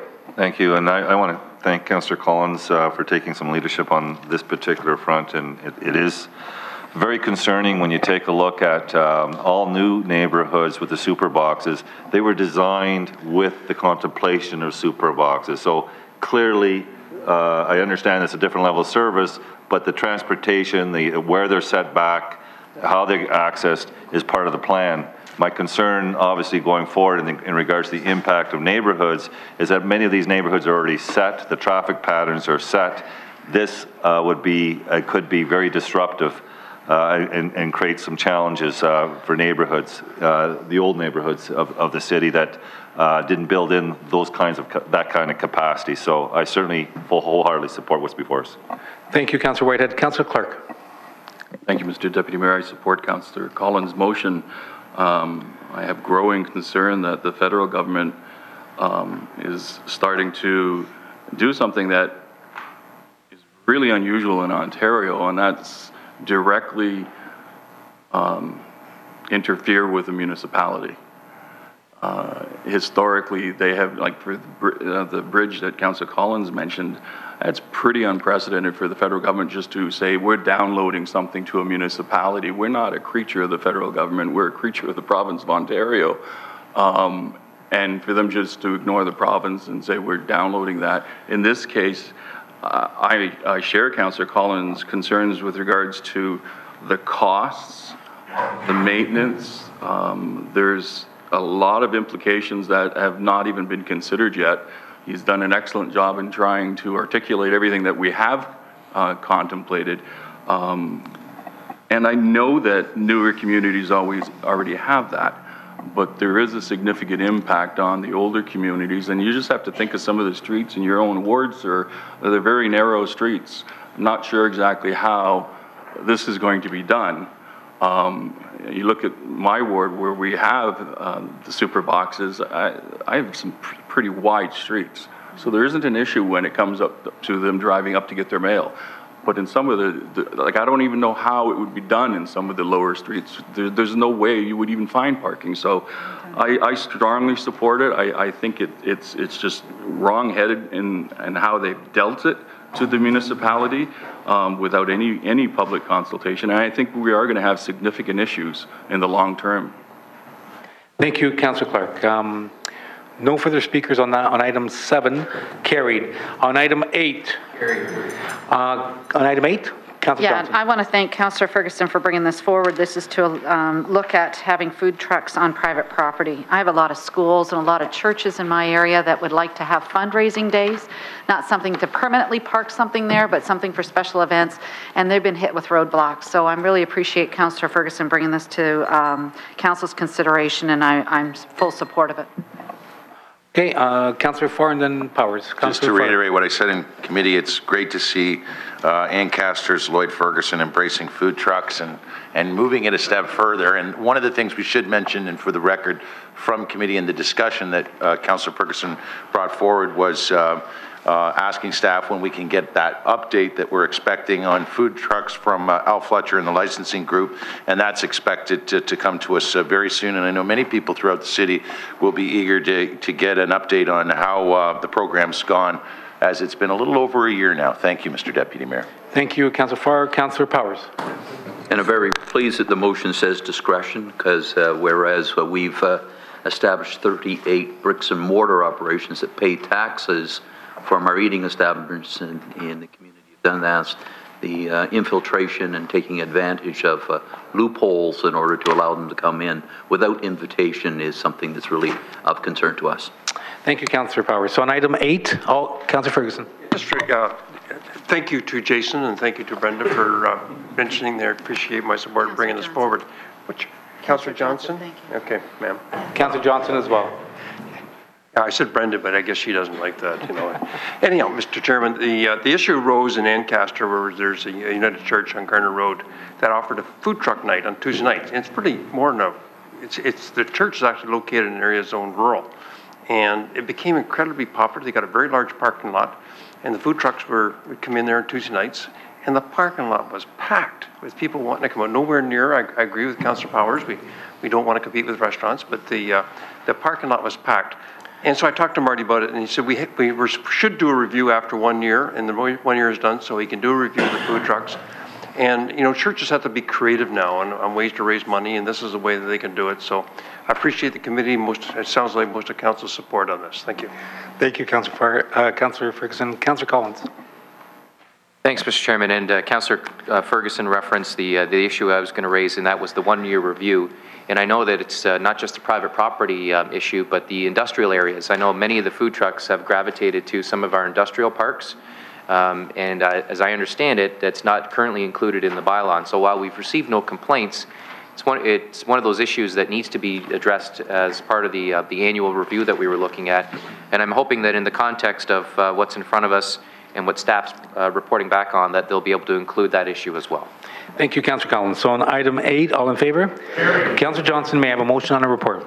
Yes, you may, sir. Moved by myself, seconded by Councillor Maria Pearson, that the third report of the Planning Committee be adopted as amended and the information section received. All in favor? Carried. The General Issues Committee presents its fourth report for 2014 and respectfully recommends item 1, 2, 3, 4. On 4, Councillor Johnson. Yes, thank you very much for my colleagues for supporting this. This is the agreement between the Winona Peach Festival and the City of Hamilton. Just to let everyone know, this is a 10-year lease with the option to renew for another 10 years. The Winona Peach Festival has probably put in minimally $250,000 into the Winona Park, whether through infrastructure, through lighting and electric, but also they participated in buying up the extra land and donated it back to the city so that the future of the Winona Peach Festival would be cemented in. So thank you very much, everyone, for this. I think that people at the Winona Peach Festival can breathe a little easier tonight. Thank you, Councillor Johnson. On item 4, carried. On item 5, on item 5, Councillor Johnson. Oh, opposed on item 5, Madam Clerk. On item 6, on item 6, we have opposed, or Councillor Clark. Thank you, Mr. Deputy Mayor. I just want to make it clear to the public. So item 6, we're dealing with the Elfrida urban boundary expansion. That item we actually deferred in the last budget because we knew we wouldn't be able to actually proceed with the work in the planning department. We now know that we can do that work. I want to make it clear to the public, and yes, we can, and that it will be we still have to do a municipally initiated comprehensive review. So this is a significant undertaking to allow for the opening up of the urban boundary. I just want to confirm that with Mr. Robichaud, because I think some people in the public think we're just approving it and we're going to move ahead with the urban expansion. That's not the process. This is a significant undertaking that we're just starting. So again, if I can just confirm that, Mr. Deputy Mayor. Through you, Mr. Deputy Mayor, that is correct. This is just one of many background studies that would have to be done to justify a redesignation of those lands from their current rural designation or agricultural designation to an urban designation. So I have had some calls from the public. I know the land up there. We understand the amount of study that has to be done on it. This has been something that was decided a long time ago in terms of the expansion potential for that urban boundary in the Hannon area, Elfrida. But I just want to make it clear, this is not a rubber stamp. We still have an awful lot of work to go through to establish it and to set boundaries and to say where development can or cannot occur with regards to some of the environmental features that are on the land. Thank you. On item 6, we have Councillor Whitehead next, and then Johnson. Councillor Whitehead. Thank you, Mr. Chair. I had to step out, so I wasn't there for the discussion on this particular issue. It is concerning because I believe we're still in the Ontario Municipal Board on this issue. And I'm still trying to understand why we would spend good money after bad in advance of a final decision being rendered by the Ontario Municipal Board. And unless, Chair, I can tell you that when I take a look at lands on 20 Road that are north, never mind the south side, the north side next to Turner Park, where amenities such as churches and police stations and libraries and so forth and services, and that's somehow outside the urban boundary, but Elfrida is in, it begs the question, are we doing the right thing? So I'm having troubles with it, so I guess I need to ask staff, is this not premature until we conclude the Ontario Municipal Board either hearing or settlement? Through you, Mr. Deputy Mayor, and no, in that this is some of the information that is required to help support this council's position in front of the Ontario Municipal Board. And furthermore, as it relates to the 20 road lands, there is a direction from council that we are to look at the 20 road lands at the time of the 5-year review of the Urban Hamilton official plan once it comes into force and effect. So it is part of our overall growth management strategy to look at both accommodating growth within the Elfrida area as well as other areas of the city to accommodate the projected growth to 2031 and 2041 based on the updated provincial numbers. Okay, I appreciate that. I chaired the economic development when GRIDS was approved, and I bought into Elfrida at the time. It is in the middle of nowhere. And then you go and look at all these amenities, and you're trying to understand how these lands weren't prioritized relative to urban boundary expansion as opposed to something way out in the middle of nowhere. I have some real concerns about how we prioritize that now. In retrospect, I'm not going to revisit the debate because clearly a direction was given and the toothpaste is out of the tube, I guess, and we're so far down the road. But it is concerning, and I would only ask any planner, anyone, any constituent that's listening, take a ride out to Elfrida and take a ride down 20 Road, take a look at the lands that are available, look where they're adjacent to, and you tell me what makes sense in regards to urban boundary expansion, and you can draw your own conclusions. Thank you, Councillor Whitehead. We now have Councillor Johnson, then Collins, and then McCaddy. Councillor Johnson. Thank you, Deputy Mayor. And Councillor Whitehead actually answered all those questions for me. I still don't agree that we need to spend $1 million on studies for a situation that's sitting at the OMB, hasn't even got a date at the OMB yet. So I think this is premature. Thank you. Thank you, Councillor Johnson. Councillor Collins. Thanks, Mr. Chairman. I'm going to reiterate the comments that I made at the committee, and that is that we are running out of land that's available for development. And as you're well aware, the province asked municipalities to keep a 20-year land supply. And based on all of the approvals that we have to date, it's my understanding that we have between 8 and 12 years worth of land available right now. Can I confirm that through you to staff? Steve? Through you, Mr. Deputy Mayor, that is correct. Based on our the provincial growth forecast and our current land supply, we have approximately anywhere from 8 to 12 years worth of land supply, depending on the annual absorption rates. And I think an interesting note to make, and we've all talked about our infrastructure upgrades that are required, especially at the water sewage treatment plant. And as you know, Mr. Chairman, we collect development charges based on new residential lots that would be included in that 8 to 12-year supply that we currently have, the 20-year supply that we're supposed to have. If I can ask through you. Steve, did you hear the I didn't finish the question because Councillor Whitehead was going to sit in the staff section there. I was going to ask through you, if we do not collect the enough development charges through the residential intensification that we're looking at, what happens to those projects like the water sewage treatment plant or other DC-related projects? Mike? Through you, Mr. Deputy Mayor, in terms of our financing strategy as it relates to the rate-supported programs, we've made assumptions with respect to the residential development and the non-residential development. If we do not meet that pace of development, it would have an impact in terms of our debt levels in an effort to support the level of capital investment in the short term, recognizing that at some point we would realize that development, but the short-term impact may result in having to increase our debt levels. And I think it's an important note that Councillor Clark made earlier, and that is that these are studies. These studies will get us to a stage and a point in time where lands will become part of the inventory that I referenced. And so this isn't suggesting that by undertaking these studies that they're automatically part of that inventory. There's a process that will follow after these studies are concluded.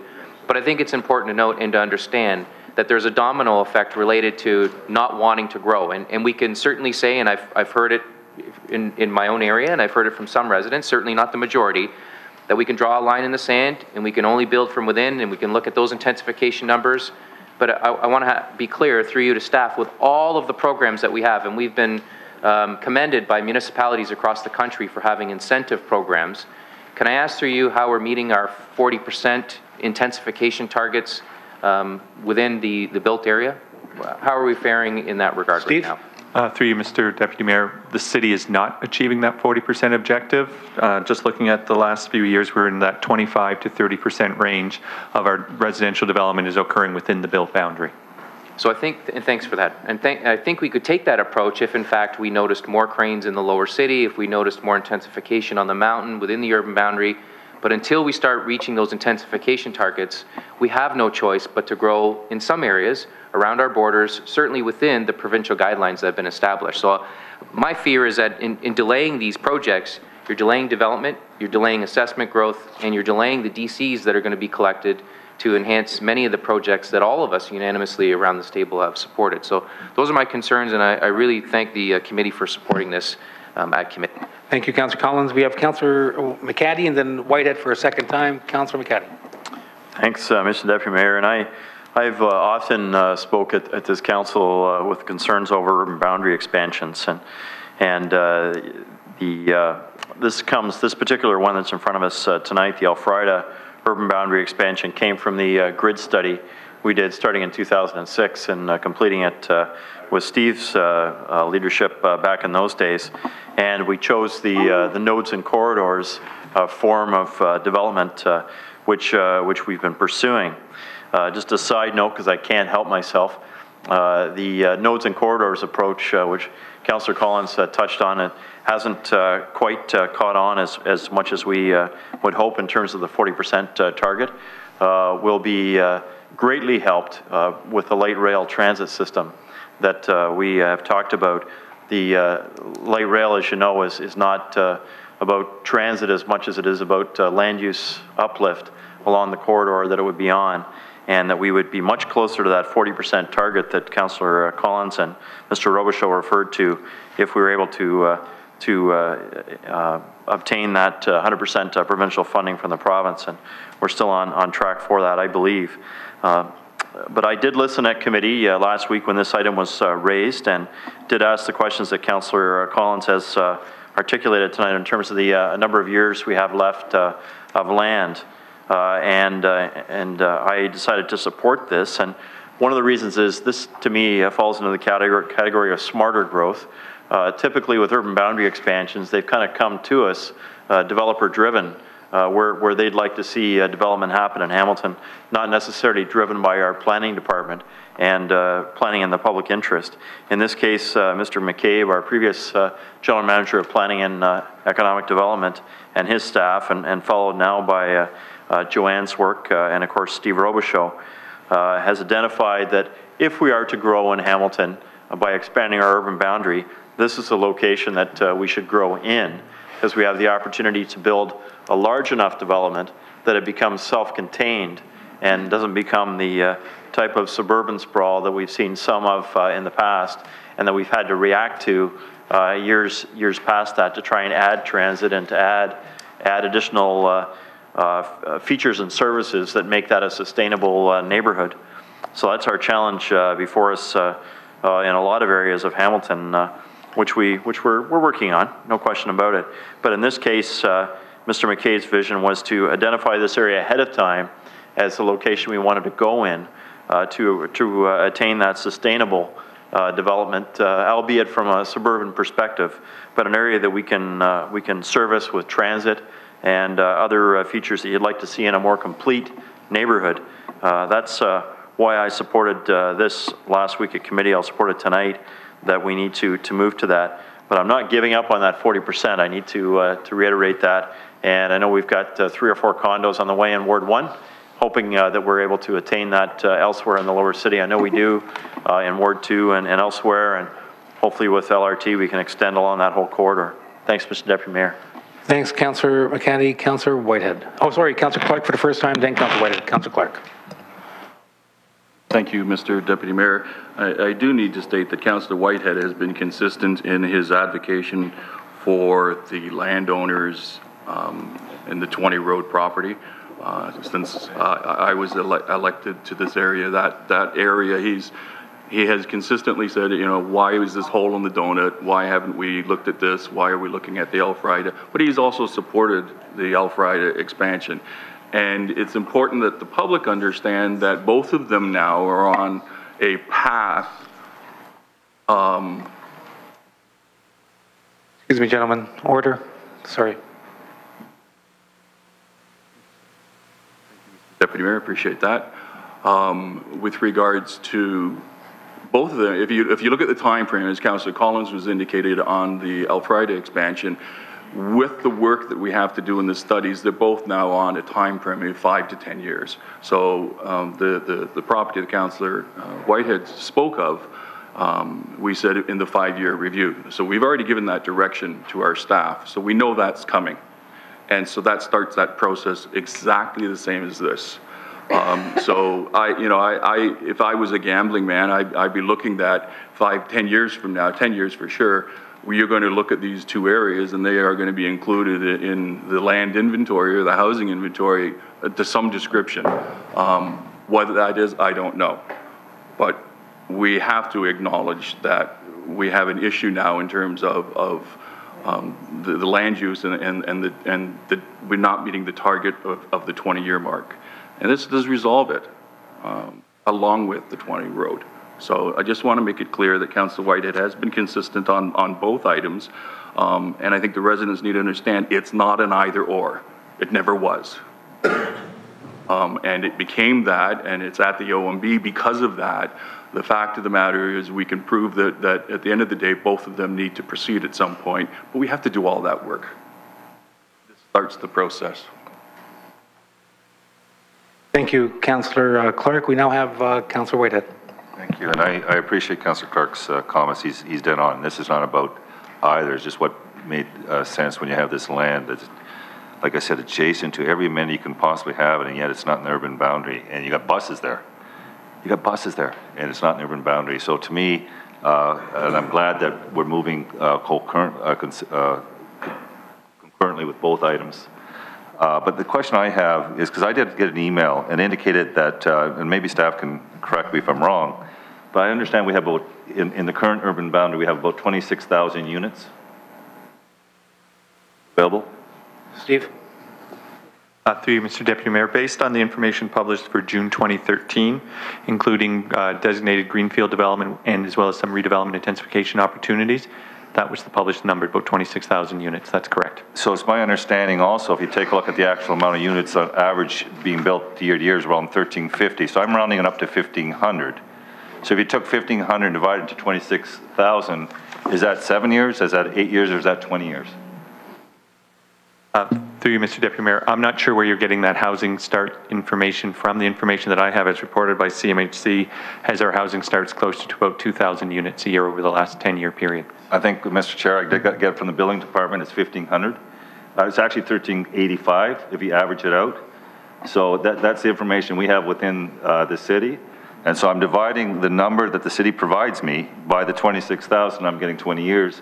You're indicating there's a 7-year, we're at 7 years and 10 years. So I think we need to get those numbers sorted out.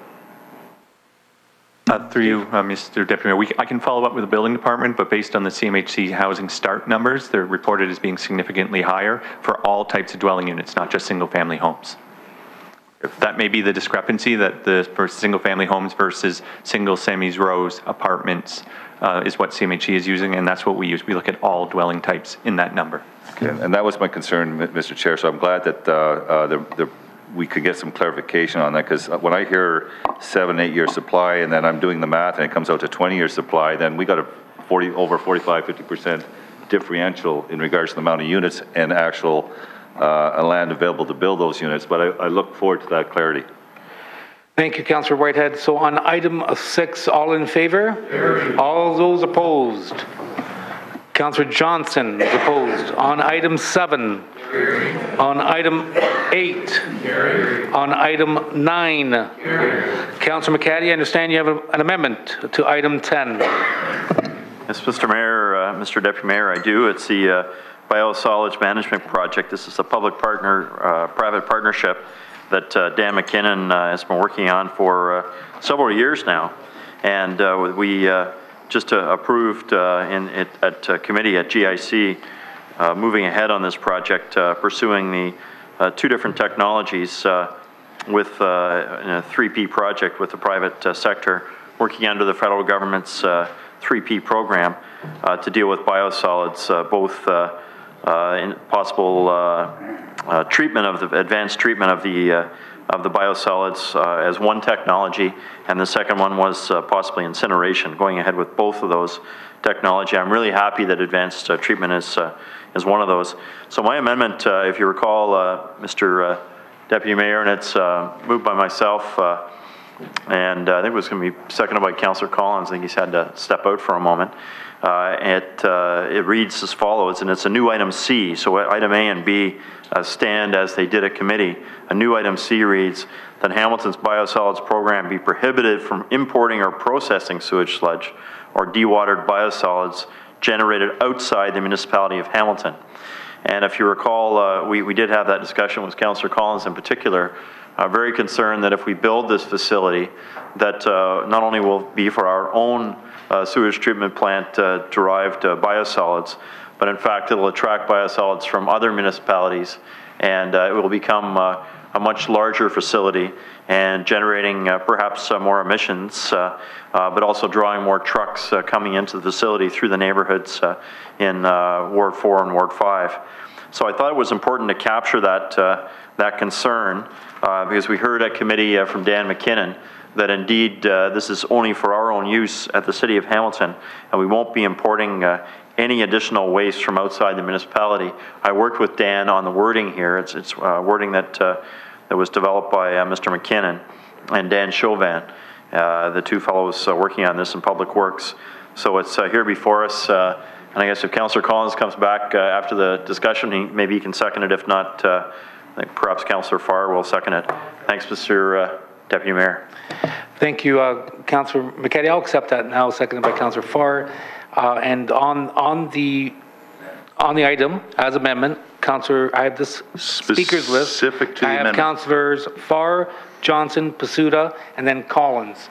Anyone else want to be part of that list? Hearing none. Councillor Farr, the floor is yours. Mr. Deputy Mayor, and specific to this amendment and the good catch by Councillor McCaddy to build this into the resolution here tonight. And if Councillor Collins gets back, I'd be happy to step away and let him second it as he's so desired. and considering all the great work over many years now by Dan McKinnon and where we are in this process, a process that will see us eventually in the City of Hamilton once again being at a forefront and developing a technology that's most innovative and would likely be attractive to those communities that continue to do things the way they're currently done. I'm not a predictor of anything as far as the future goes, but there's a good possibility that some communities may want to line up and start burning their waste in our city. And I know it's something you likely do not want. In fact, you probably aren't going to support the main motion here if you're going to be consistent, Ward 4 Councillor Sam Merulla, but I know I'm supportive of it, and especially now that we have this amendment that ensures that we're only dealing with our own community needs as they exist. So thank you to the mover. Thank you, Councillor Farr. We now have Councillor Johnson. Thank you, Deputy Mayor. When this was brought forward at the GIC, I specifically asked Mr. McKinnon if we were going to accept waste from outside municipalities, and at the time it was a no. It is my understanding that we already have something in place that says that City of Hamilton would not accept waste from outside the municipality. Can I get some clarification through you to Jerry? Can we accept waste right now? Is there anything in place right now that states we are not to accept waste from outside this municipality, no matter what that waste is? Welcome, Dan. Would you like to elaborate on that? Through you, Mr. Chair, the only thing that I'm aware of is with the waste hauler requirements that are in the sewer use bylaw about accepting waste from within the City of Hamilton. As far as solid waste, I don't have an answer for that, to be honest with you. Okay, thanks.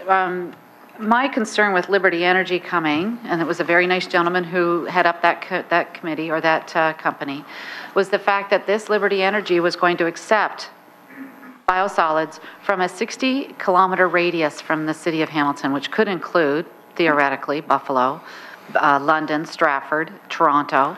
And that was our biggest concern, was that all these trucks were coming in. But then I kept getting reassured we have something in place that says we're not allowed to accept any waste. So this is my question, is why do we need this if it's already put in place in the first place? Who would like to answer that question? Jerry? Through the chair, we'll have to double check where the wording is on it. The understanding always has been, and that was the key issue with the Liberty proposal that we brought forward. But we'll go back and we'll double check where the wording is. But I know that right now there's no other biosolids coming in to the City of Hamilton. Well, they're not now. But we would, if it's either in the wording for the City of Hamilton, a document, we'll find it, or this just reiterates it, I guess would be the best way to describe it. Councillor Johnson. And thank you for that. And I'm very sympathetic to what we need to do with our biosolids. But what really concerns me is that we're going to build a $111 million facility, and I don't understand whether that would ever be a revenue generating facility unless we start to accept from outside this municipality.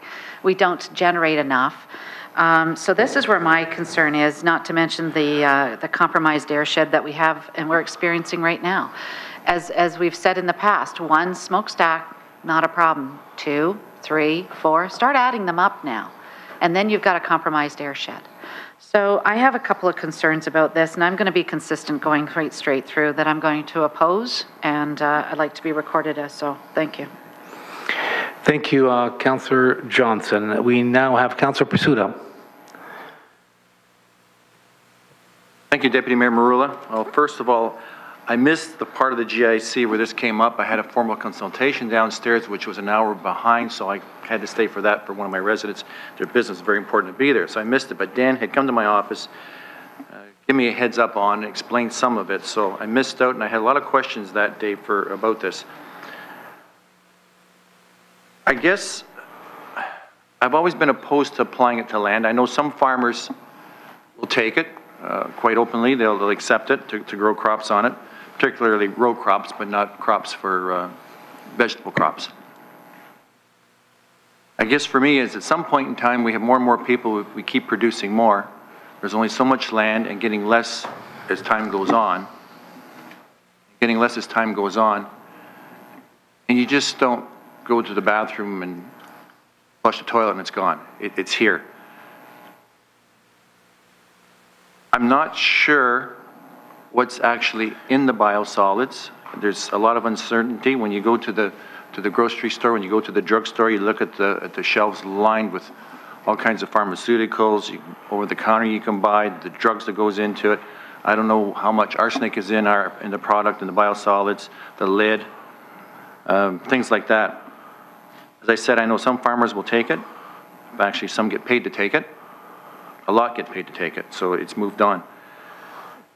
We have to be responsible for what we produce. At some point in time, if we could not get rid of the biosolids, what's going to happen?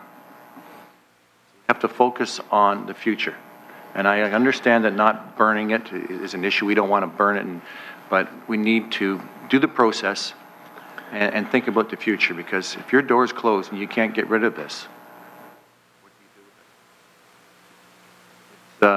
and whether the new processes, and if it can be pelletized and we can be guaranteed the analysis is okay to put on the soil, truly okay, I'd be good with that. But at this point in time, I'm not good with spraying the biosolids. We have to be responsible for what we're flushing. Thank you, Mr. Chairman. Thank you, Councillor Pursuta. We now have Councillor Clark. Thank you, Deputy Mayor Merulla. Can I just ask a quick question before making my comments? So the public-private partnership, is it possible at the end of the day that the RFP would be issued and this facility would end up being run and managed by the private sector? Dan? Through you, Mr. Chair, that is the idea. This would be a design, build, finance, operate, and maintain with a 30-year concession over the facility. So that is the intent. And so,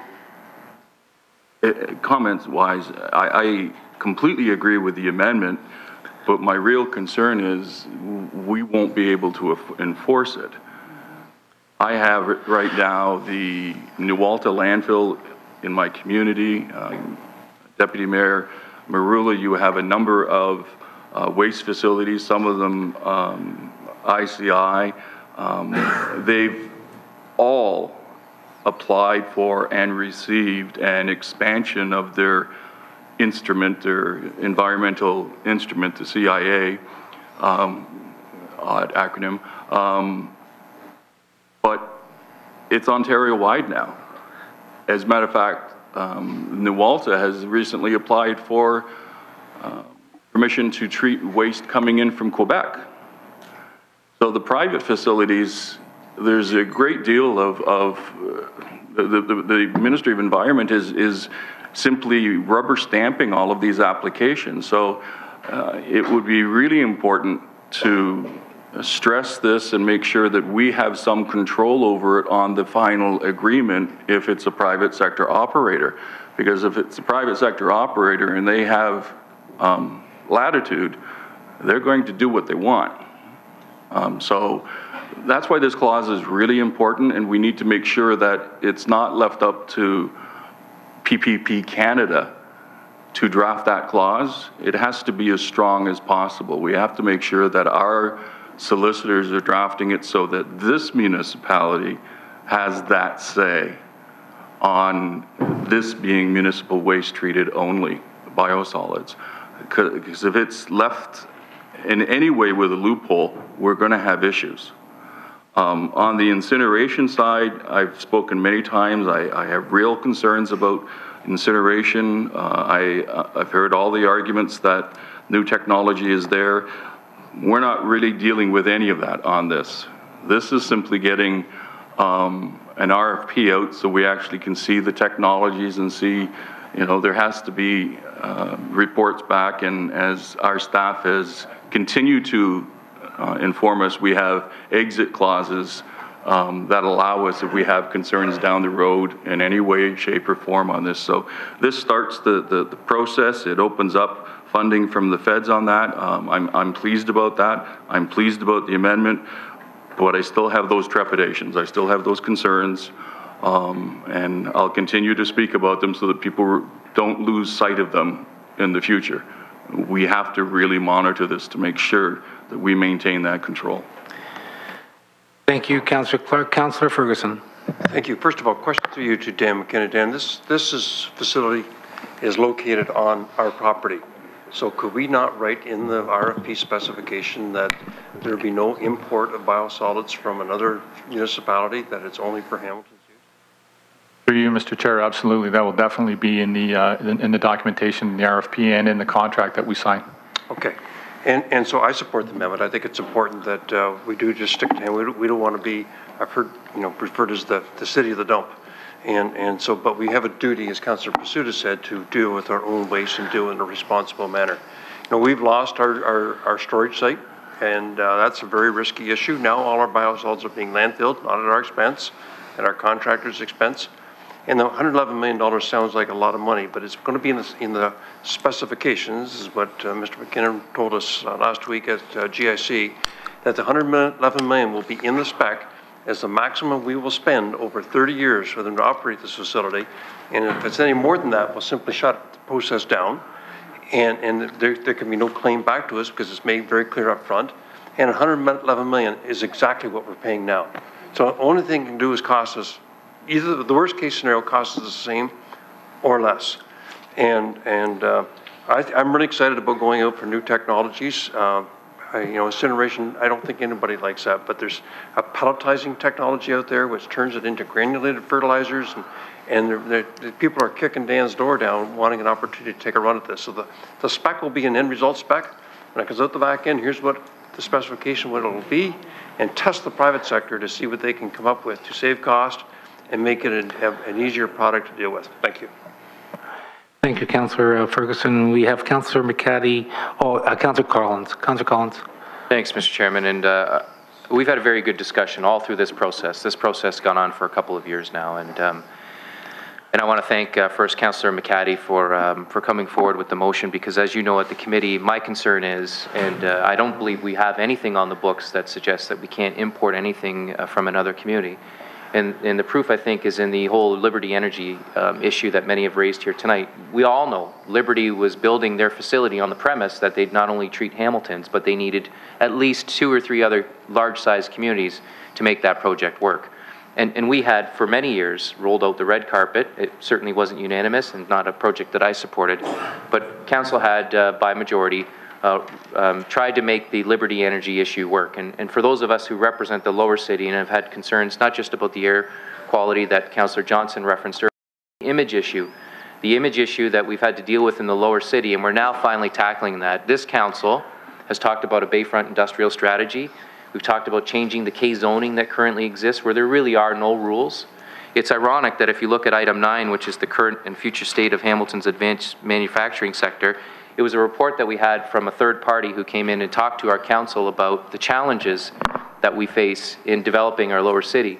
And if you recall what the presenter had to say, what she clearly said to us is, you have an image problem. And she said, you will not find the Canada Bread investments in the lower city because those investors, including the large pension funds, are looking for lands that are more desirable, and they're looking for locations that do not have the nuisance operations around them. And I say that respectfully in the context of, it's not to suggest that we do not appreciate the investments that have been made in the lower city. We all know that heavy industry has supported our municipality for the last 100 years or more. But all of us understand and recognize that for the lower city to be something different than it has been over the last 100 years, we're going to need a plan that's a lot different than the plan that we've relied on for the last number of decades. And my vision of that, as part of that new plan, does not include the incinerators and the experiments. And this is really an experiment. It doesn't include operations like this. My vision of the future would not include many of the bulk storage tanks that we see that certainly pay the bills, but they're not employing a lot of people. It wouldn't include, by and large, the outdoor storage piles that we see, the scrap yards that seem to have come to dominate the lower city industrial area. And so if I put all of that into the context of the presentation that was made, and there was some amazing information there, I think the message was that in order for us to compete with the GTA and other areas, to try to bring more Canada Bread-like facilities to this municipality, these types of facilities, and while they have certain benefits, I don't dispute the fact that there are certain environmental benefits that come with it, they take us backwards as it relates to our image. And I can tell you that I'm sure that if we proposed to Canada Bread that we were going to locate a facility like this next to them, and how ironic that we're now fighting a facility beside Canada Bread that's a little bit different than this, considered a hazardous waste, but a waste facility nonetheless. I think I understand what their response would be. And so I look at this beyond just the site itself and its impact on the community. There are planning implications that come with this. There are investment implications that come with this. And for me, as I said at the committee, it's not my vision of the future. I have trouble understanding how we're going to contain costs on something that costs well over $100 million. We've tried in with certain projects. We certainly accomplished it here with this City Hall. I think the skeptics said you're never going to come in or on budget. But there are clearly other projects, very large projects, that have come to this community that we've been part of where we haven't succeeded. And to give me a break-even scenario as the best scenario is not a gamble that I'm willing to take. And you look at the upfront investment that comes with this. Right now we're paying, I think the figure was $3.5 million a year to put it on farmers' fields. To suggest that we have the capability or the ability to upfront tens of millions of dollars as part of this process, and I understand the private sector is going to make some investment. The feds are going to contribute as well, but the bulk of those resources come from us. So for me, Mr. Chairman, it's not a gamble that I'm willing to take, not from an environmental perspective, not from a financial perspective, and certainly not from a planning perspective. And for those reasons, I'm going to oppose this. I am going to support Councillor McCaddy's motion because I think it's making the best of a bad situation, and it's consistent with the approach I've taken in other projects in my opposition to importing waste from other communities to this municipality. So thanks for the opportunity to comment on them. Thank you, Councillor Collins. We have Councillor Whitehead and then myself. Mr. Chair, I think I look at it a little differently. One is that this community grew from the industrial K-zoned lands. You look at the steel industry, that is part of the heritage, and that is part of the ambitious city. And when you take a look, Mr. Chair, at that report, it also identifies the fact that industrial lands are becoming far and few between in regards to GTA, and that there is, in fact, opportunity in regards to industry, employment, and jobs. So I'd be a little bit cautious about being too quick about taking part of that heritage, this community's heritage, and opportunity, and throwing it out the window. Now, when it comes to this particular piece here, there are these kind of incinerators that are located in neighborhoods in Europe. When you take a look at it, it hasn't been a deterrent from investment. It's actually a growing pattern in European countries. The other principle that I talked about during the GIC is that we, as a community, need to understand that if we create waste, we need to take care of that waste. So one minute we're talking about not importing waste into the city, but on another argument, we want to export our waste to farmland. And we know that there's a growing knowledge-based consumer out there that's taking and paying more attention in regards to what's in their foods. We know what the fast food chains are doing in regards to making changes. We even know the province of Ontario is making changes. We know in our biosolids there's a certain amount of metals and pharmaceuticals and so forth. That is being applied on our farmland, and people are concerned about that, which means that more and more farmers with no guarantee are moving away from the application on their farmlands, which means that in years from now, we can find ourselves in a situation that no one is going to take our biosolids, and we know we don't have a plan B. So I'm not leaving our future to chance. This is about making a prudent decision. Now, they say in China that they think 100 years ahead. We need to think ahead. We look at waste, looking at waste disposal sites, landfills. We know that's a long, long process. Right now, we have an opportunity to leverage private investment. We have an opportunity to leverage federal government investment, and we can provide stability and transparency and accountability in this process. So I certainly support the amendment that's coming forward by Councillor McCaddy, but this is a prudent decision. Thank you. Thank you, Councillor Whitehead. And if I could just pass the chair over to Mayor Bertina. Folks, I'm not going to buy the argument that the sky is falling. Land application of biosolids has been practiced for centuries. Western Europe, North America. In the U.S., 50 states practice land application. and the application, all biosolids, or 60% of all biosolids are produced, are land applied. In Europe, and I know people keep mentioning Europe, but 34% of biosolids are land applied. In Germany, the Netherlands, all biosolids are land applied. In Ontario and Canada, 43 are land applied. 47% is incinerated and 4% are sent to landfill.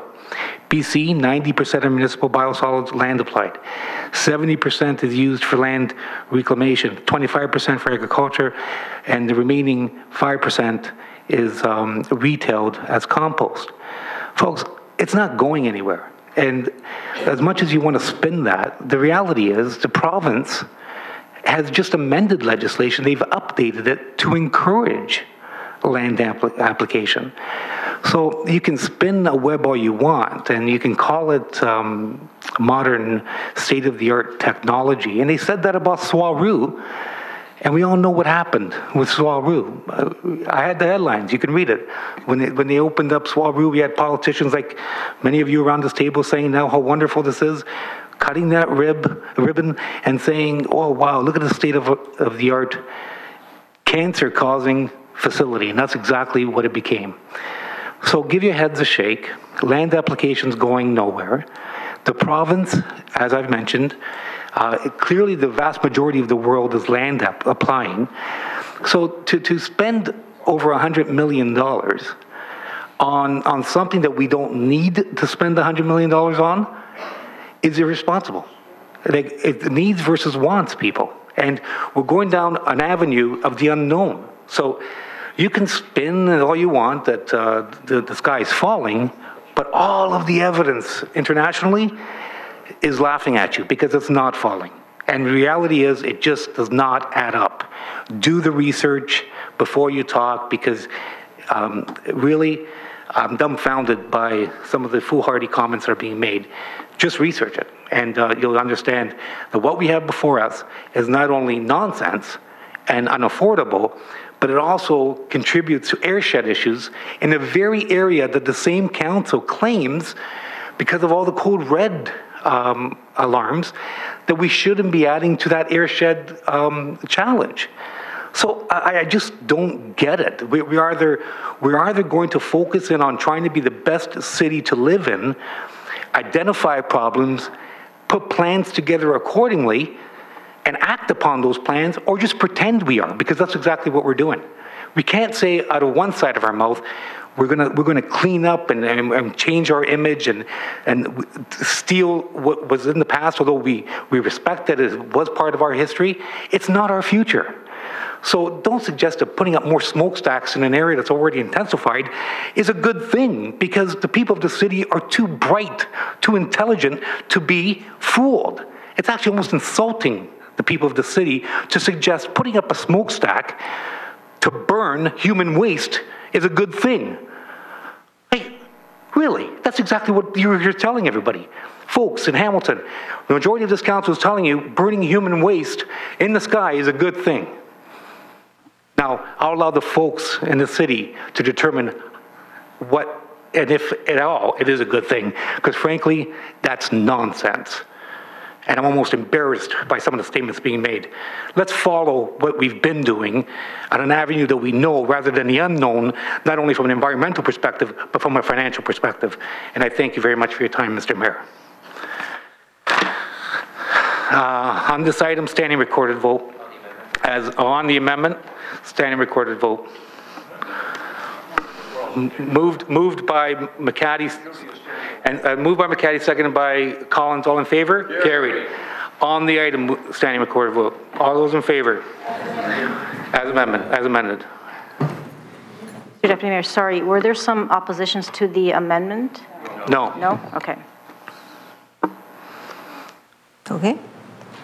Councillors Whitehead, Duval, Jackson, Morrow, Farr, McCaddy, Clark, Pearson, Ferguson, Powers, Pasuta, Partridge, Mayor Bertina. And those opposed? Myself. Deputy Mayor, Councillor Marula, Councillors Collins, and Councillor Johnson. And it passes. Okay, moving on. Item 11. Okay then, members of council. Is there a need to go into closed session on item 12? If not, may I have a motion? Moved by Powers, seconded by Ferguson. Councillor Duval. Is there a need to go into closed session on item 12? Labor relations matter regarding the carpenters agreement. Okay, I'm hearing no on this side, but I'm hearing yes on this side. And yes, noted. So, at this point, who wants to bring forward a motion to go in camera then? Moved by Clark, seconded by Duval. All in favor? All those opposed? On 12, going in camera. Okay, so that'll be part of the in camera. We'll defer with the remainder of the items in camera. So those recorded as opposed were Ferguson, Pasuta, and Bertina, and Partridge. The remainder are in favor, and Powers, but the remainder are in favor, hence it's approved. Now, approval of item 13 will need to be deferred to a private and confidential portion of the meeting, so that's moved by Whitehead, seconded by Duval. All in favor? We need to approve item 14, and that's, okay, hold on. We had Pearson, I heard first, Ferguson seconded it, and now, Councillor Whitehead, you want to speak, and Councillor Jackson. Councillor Whitehead. Actually, I think we should have someone speak. I just want to congratulate Mike Zagaric on his appointment to the General Manager of Finance. I couldn't find and couldn't think of a better individual for that particular position. He has been in the acting for a long, long time. I know that he's been very facilitative of each and every one of us at any given time, and he spent a lot of long hours at City Hall here. He's dedicated, committed family man, and again, I congratulate the City Manager. Excellent choice, and welcome aboard. All right, thank you, Councillor Whitehead. So on item 14, all in favor? Carried. Mayor Bertina, may I have a motion to defer the approval of the General Issues Committee report pending completion of the discussions in closed session? Moved and seconded by Judy Partridge. That's what you said. All right then. All in favor? Motion to go into camera. No, not yet. We have... what do we have here? Mr. Mayor? I have 6.3, the mortgage refinancing of the Sheraton Hotel. It's moved by myself, Mr. Deputy Mayor, and seconded by Councillor Pasuta that pursuant to subsection 562 of the City Procedural Bylaw, the 48-hour rule be waived in order to allow consideration of GIC Report 14-005. Yes, and that's moved by Bertina, seconded by Partridge. All in Pasuta. All in favor? Okay, Mayor Bertina, may I have a motion on the report then? That the fifth report of the General Issues Committee be adopted as presented in the information received. Moved and seconded by Judy Partridge. All in favor? Carried. Now we need a motion to go into camera.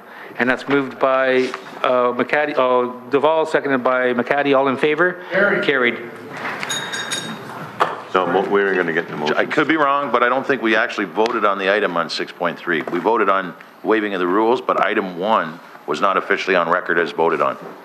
Well, my understanding is we did, but if that's the case, we'll reaffirm it. So moved by Bertina, seconded by Councillor Pasuta. Yeah, on item 1. All in favor? Carried. Just to make Councillor Farr happy. Yeah, fine. Councillor Whitehead.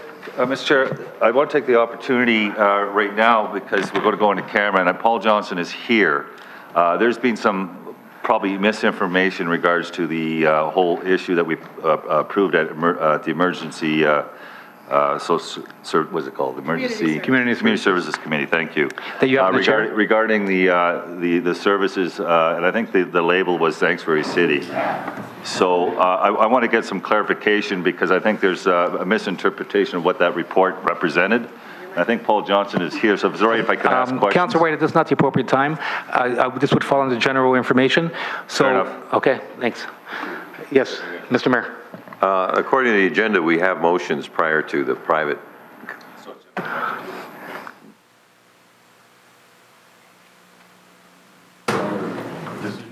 I believe we're deferring the remainder of the report, but are we going are we proceeding with the motions? Yeah, I have, I would be in the chair. But then you would be, yes, that's right. You would have to take this over. So okay. I'll do that. Yeah, thanks. Thanks, Deputy Mayor.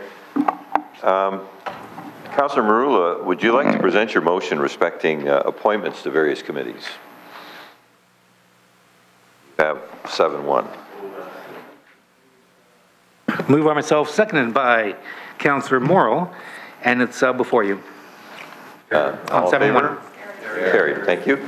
Councillor Powers, you have a motion on the Urquhart Butterfly Garden Group. Thank you, Mr. Mayor. It's a motion by myself, second by Councillor McCaddy, and then it automatically goes into an amended motion in order to correct some mistakes in the motion. So, So, is everyone happy with the amended motion? That's a good point. All in favor? Thank you. Thank you. Are there any notices of motion? Hearing none, we'll go to statements now, and then we'll go into our private and confidential. So, Councillor Whitehead, please go ahead. Thank you, Chair. So this would be the opportunity for me to ask Mr. Johnson, relative to the report, you've seen some emails and some comments and concerns that raised. So can I just give you, to briefly describe what we passed and what it's not?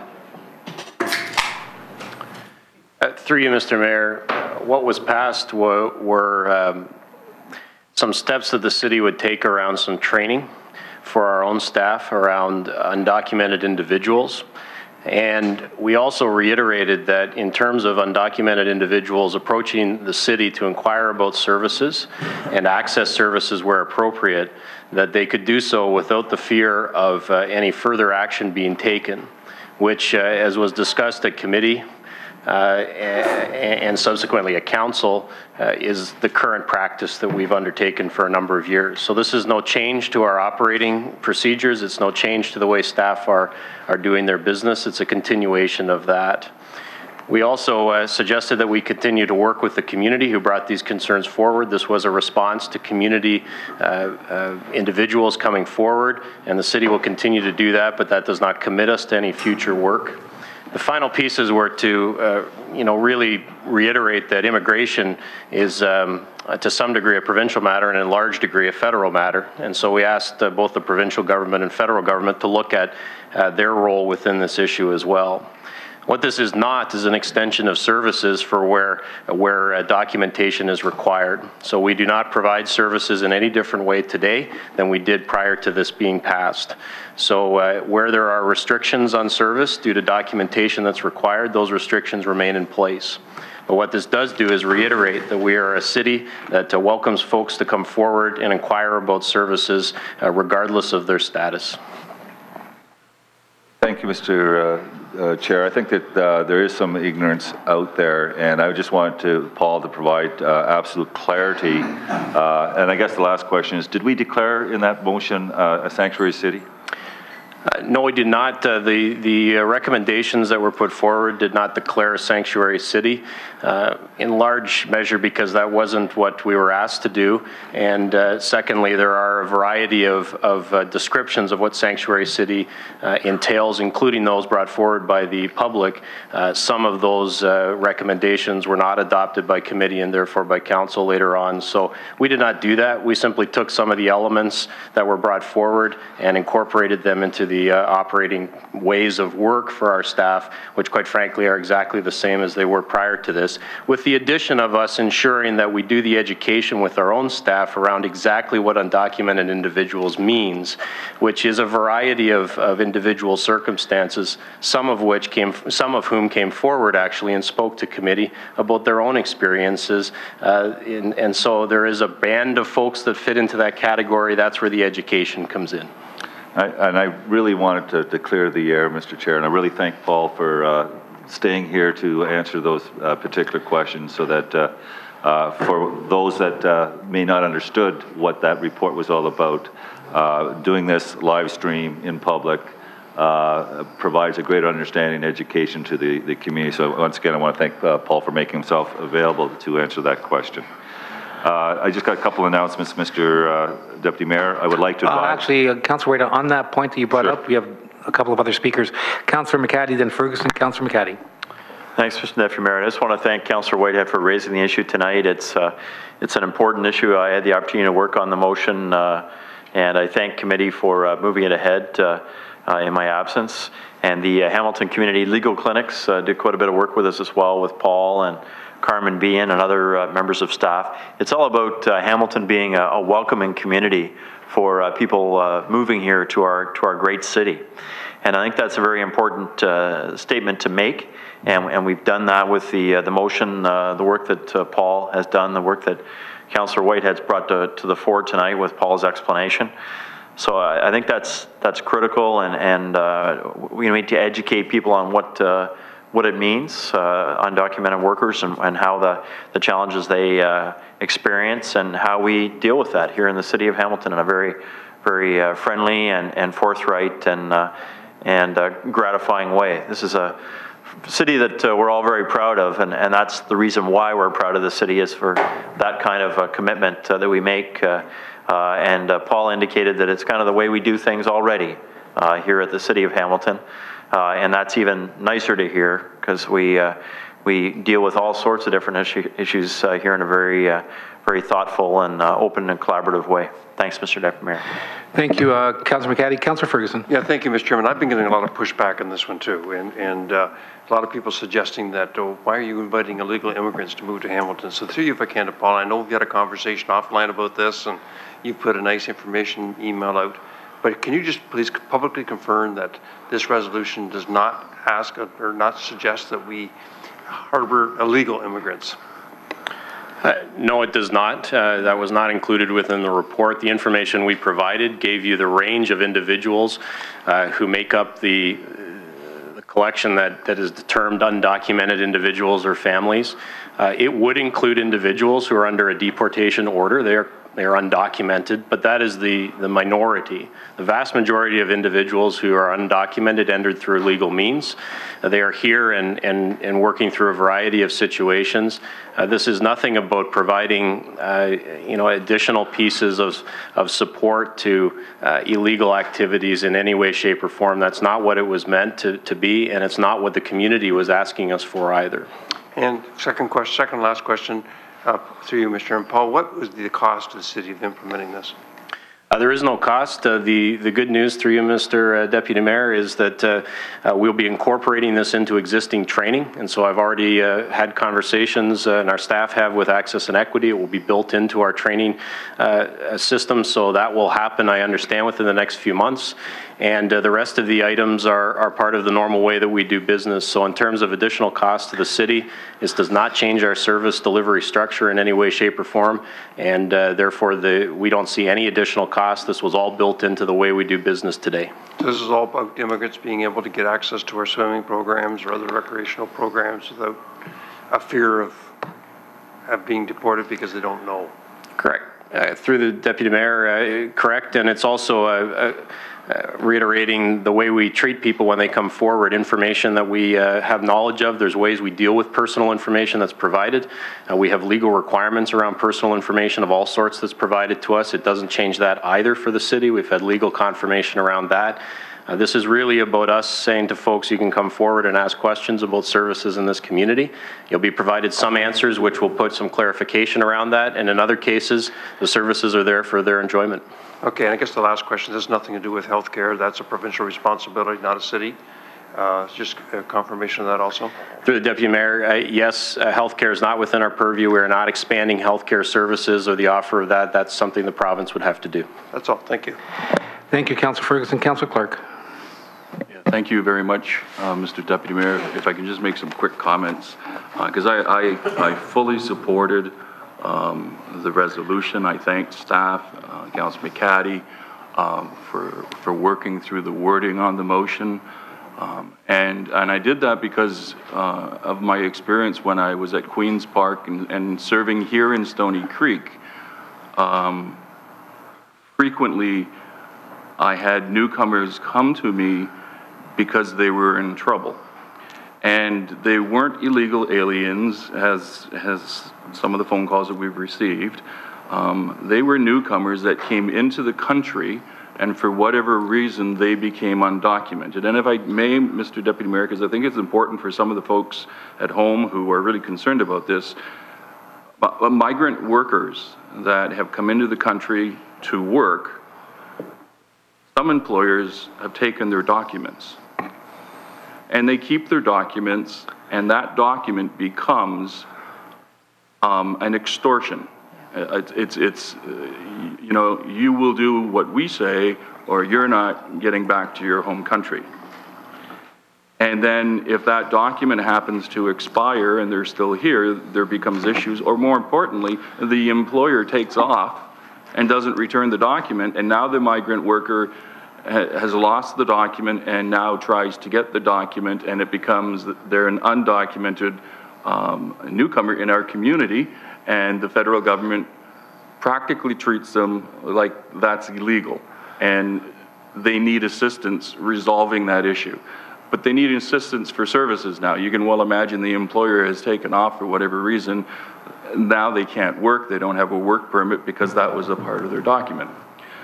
Abused women who have come into this country and the abuse has continued while they were here with their children, and the husband has taken their documents, and again the document becomes this item that is held over the women and children. And so then they leave and they go to a safe house in our community. We have a number of safe houses in the community for abused women and children. They no longer have that document because the husband has it and he's taken off wherever he's gone.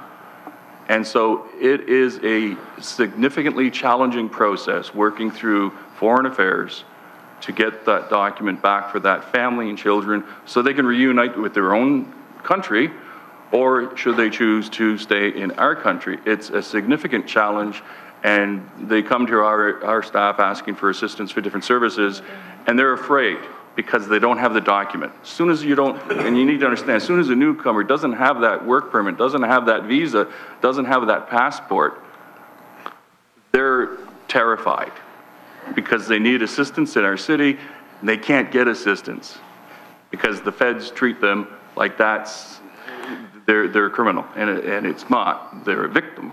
They're not a criminal. And other situations that have occurred, and again, these are all based on, Mr. Deputy Mayor, actual situations that I experienced while I was an MPP and a minister, and I was serving in our community. These were people living in our community. They were newcomers that left their country. I won't mention what country it was. You can well imagine what some of the countries were. They boarded the plane. It was a legitimate process that they were coming to Canada, and whatever the visa was, it could be for vacation, it could be for any number of things. And that country either withholds the passport as they're getting on the plane or doesn't renew the documents after they're already here. And now they become undocumented. And again, and it's hard for us to imagine because we're Native Canadians, but they are an undocumented newcomer in our community, and they are terrified of the police because in the country they came from, the state police is something that you don't welcome into your home and you don't go to them. You stay away from the police. This is Canada. So when we say we're going to provide service, we're going to refer you to the proper departments. We want to make sure that our employees know that we support them in doing that we're not in some way assisting a criminal in our country, in our city. And we're not. We're simply helping people who are panicked and need assistance to find that assistance in our city. And my goodness, if Hamilton can't do that, then all these people who are calling and stating some rather bigoted and racist comments to me, then perhaps they should leave Hamilton. Because Hamilton has always been a caring community. I've lived here, I was born here. It's what we've always been. And if they don't like it, then don't live in Hamilton. And so I support what's here. Some people have turned this into something that it's not. Our staff have done an excellent job. Councillor McCaddy, you're to be complimented. This council is to be complimented. But more importantly, we're helping people who don't know where to turn. And I thought that's what Hamilton in Canada was about. Thank you, Councillor Clark. Councillor Whitehead on general information. And thank you, and very good discussion, and I thought it was important to provide that clarity because of some of the mean-spirited type of emails and comments and phone calls we received as a result of making a very informed and passionate, a compassionate decision. And that is a testimony to this, all my colleagues around this ring. Councillor Whitehead, we have an additional speaker, and Councillor Morrill. Very briefly, I want to support what's been said. I had the privilege of serving federally as a judge in citizenship and met all kinds of people. I wasn't on the immigration side, which this would be part of, but many of the same issues arose. And we were required to preach rights and responsibilities, hence the balance of living in a free society in our democracy, which may well be one of the freest, if not the freest in the world. And we should all take that very seriously and fulfill our obligations. I believe this has struck the right balance, and I've tended to explain that to people who have expressed concern. Mr. Johnson described it, and several of the councillors. So I'm very proud to support this. I think it is what being Canadian and Hamiltonian is all about. Thank you. Thank you. Well said, Councillor Morrill. Now, moving on, Councillor Whitehead on other general information. So I would like to advise that there will be a registration evening for Gilkson Soccer at Westmount Recreation Centre on Tuesday, March 18th from 6 to 8 p.m. I invite those interested in the soccer program offered through Gilkson to contact my office should they have any questions regarding the registration. I also will be hosting, Mr.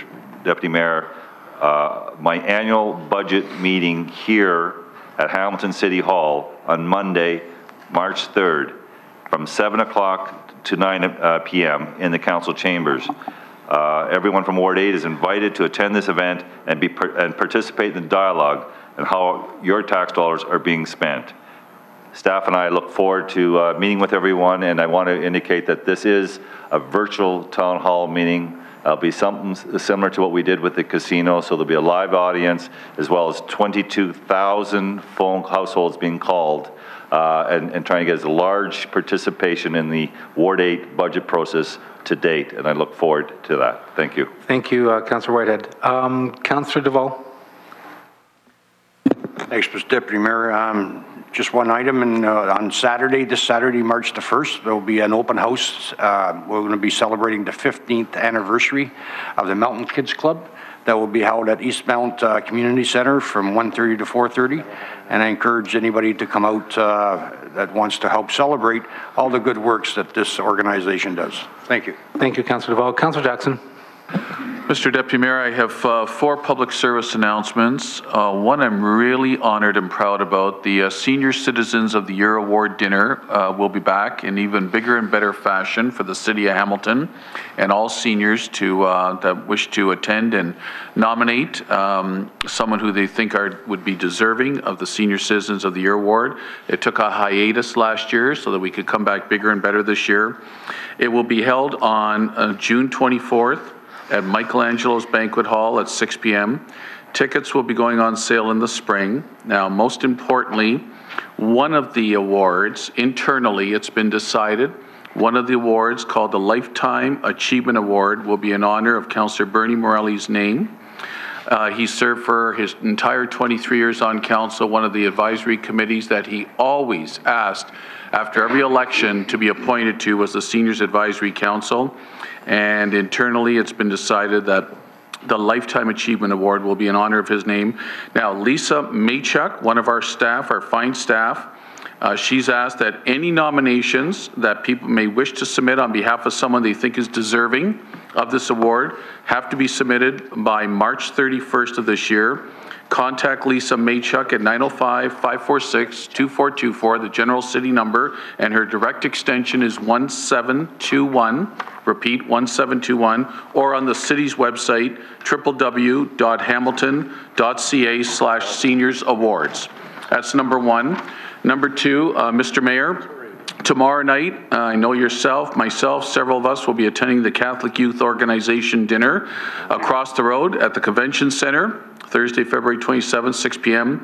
Congratulations to CYO Executive Director John Spatazzo and Isabella Lanza, the chairperson of the dinner committee, and there's nearly 60 members on the CYO committee that put on this fabulous event.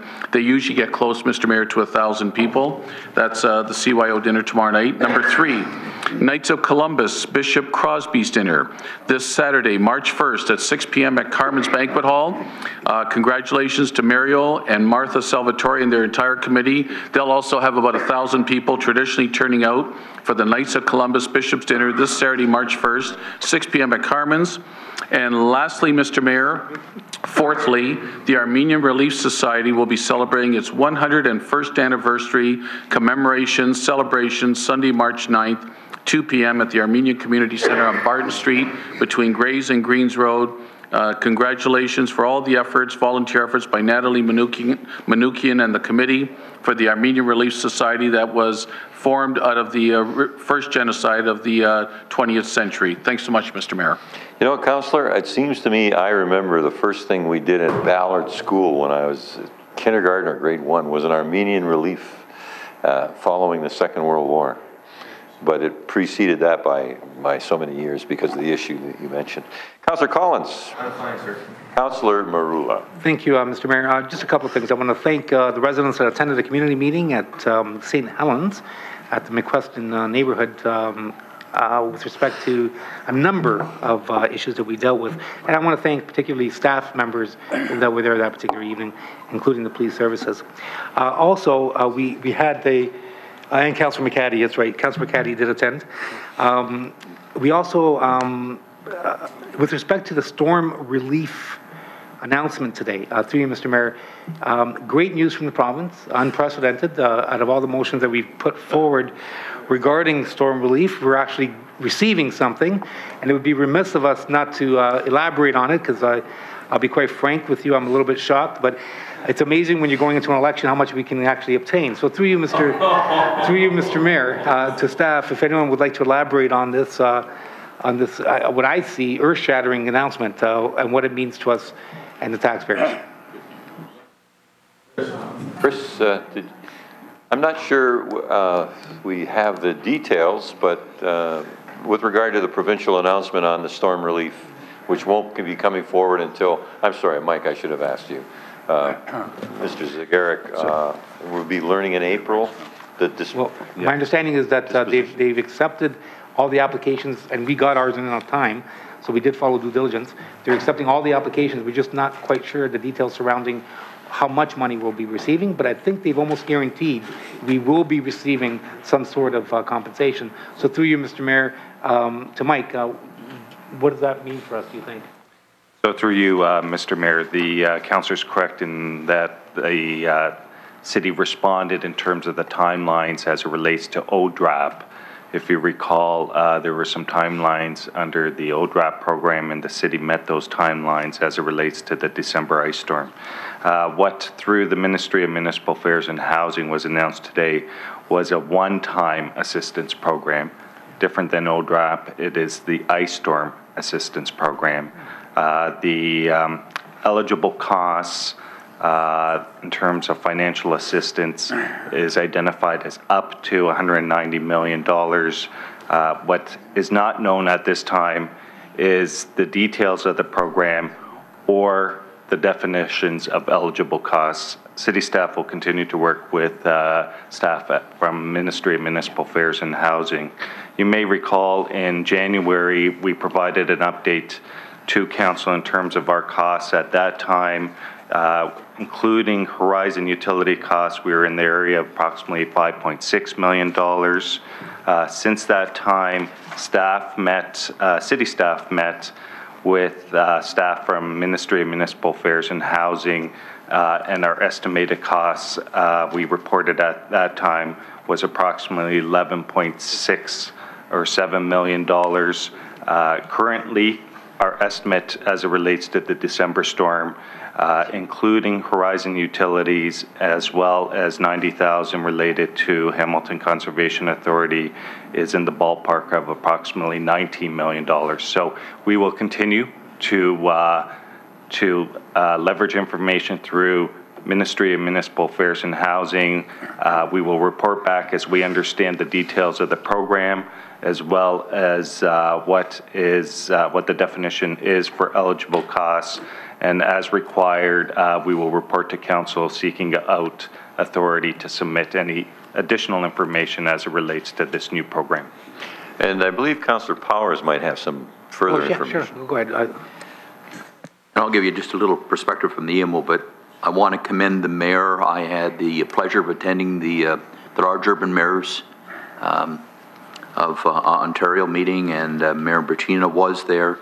And there was a very good discussion with regards to the, I'm going to say, the coming together of the municipalities to make the ask. Mayor Bertina put on a good presentation on our behalf, and certainly there was a buy-in from all the relevant mayors that made it that much easier. They ended up with a unified ask, not an ask for kind of everything. It was a more focused ask, which made it that much easier. I'm just back from 5 days in Toronto with various ministers at the Rural Ontario Municipal Association and the Ontario Good Roads Association, and very clearly there was a lot of discussion with regards to exactly the same situation. And clearly there was very, very strong hints coming out of Minister Jeffrey, the Minister of Municipal Affairs and Housing, that they heard the presentations, they've heard the asks, and as a result, it's always the devil's in the detail, but very, very clearly I think we're going to be quite pleased. Certainly we, from an AMO standpoint, have commended the province for reacting to the ice storm and the impacts that it's put on so many of our communities, from the smallest to the largest. Thank you. So it would be remiss of me not to thank them, even though on a global aspect of it all, we still have a lot of work to do with our relationship with the province, and particularly the downloading. But having said that, out of the 4 or 5 motions that have been brought forward to the province subsequent to storm relief or requesting storm relief, we've never received a cent. So the fact that they are indeed at this point does speak volumes. I do want to thank them publicly, although I think the timing of the election is interesting as well. So thanks very much, Mr. Mayor. For clarity, though, as has been mentioned, the ODRAP and Councillor Clark has been very helpful in understanding how that doesn't get us any money. This is a different program based on the appeal by the mayors. Right, and the motion that was brought forward was that way accordingly as a result of Councillor Clark's suggestion. But a request is a request regardless of what envelope we're asking it from. Right. And it is the province that is giving it to us. I just simply want to thank them. And that's a rarity, so it'd be remiss of me not to thank them. Thank you. Councillor Morrow. Thank you, Mr. Mayor. I wanted to comment briefly about some of the activities I've had the pleasure of getting into the last few days, and in particular, mentioning a day doesn't go by when I don't hear of some good work that Councillor Bernie Morelli did in the ward. People will tell me that and are expecting me to carry on in that vein, and I'm glad to oblige. Other people that he would use as sounding boards and others who are now giving me their opinions, and that's much appreciated. Also, the adjacent councillors, Sam Marula did a great deal of work, and it continues to, on specific projects. I find that Chad is still working on the St. Clair Preservation District, which I appreciate because I didn't know what was happening there.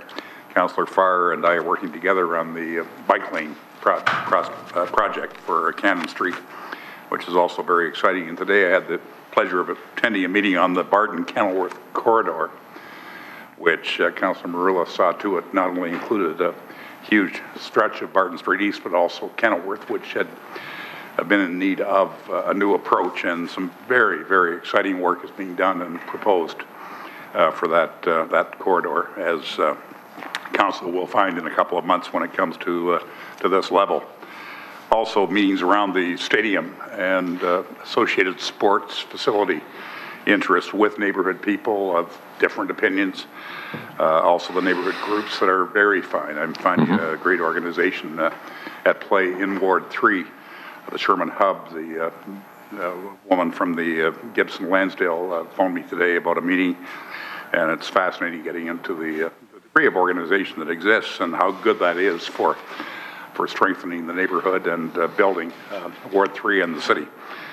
I also, in conclusion, wanted to mention the passing and contribution of Dr. Nicholas Anthony Mancini, associated with the part of town that I represent. He died at 91, I believe, a dentist in Hamilton for 63 years.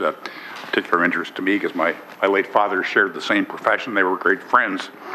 But Dr. Mancini was also a member of the Catholic School Board for 30 years, and in both professional capacities played a major civic but also provincial and national role as well.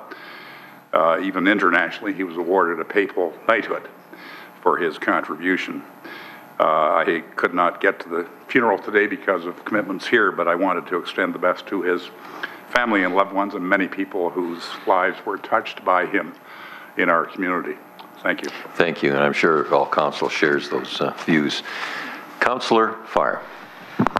Thank you, Mr. Mayor. In a moment, I'm going to offer up an account number for folks wishing to donate to the 40 people who used to live in the Pasadena in the Durand, and there's 40 who lived in 17 units that are no longer around, and I'll get to that in just a moment. And Pracy down now, 4 other announcements that I've just confirmed with the webmaster. You can get all the details starting tomorrow morning on jasonfarr.com.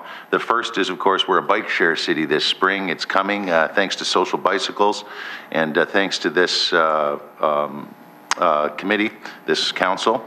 They're asking for community input on station locations, and you can get on all the details on how to provide your input on where a good bike share location would be by going to the website tomorrow. A new and exciting event called Pause in the Park, brought to you by the Corktowners and the Corktown Neighborhood Association tomorrow night.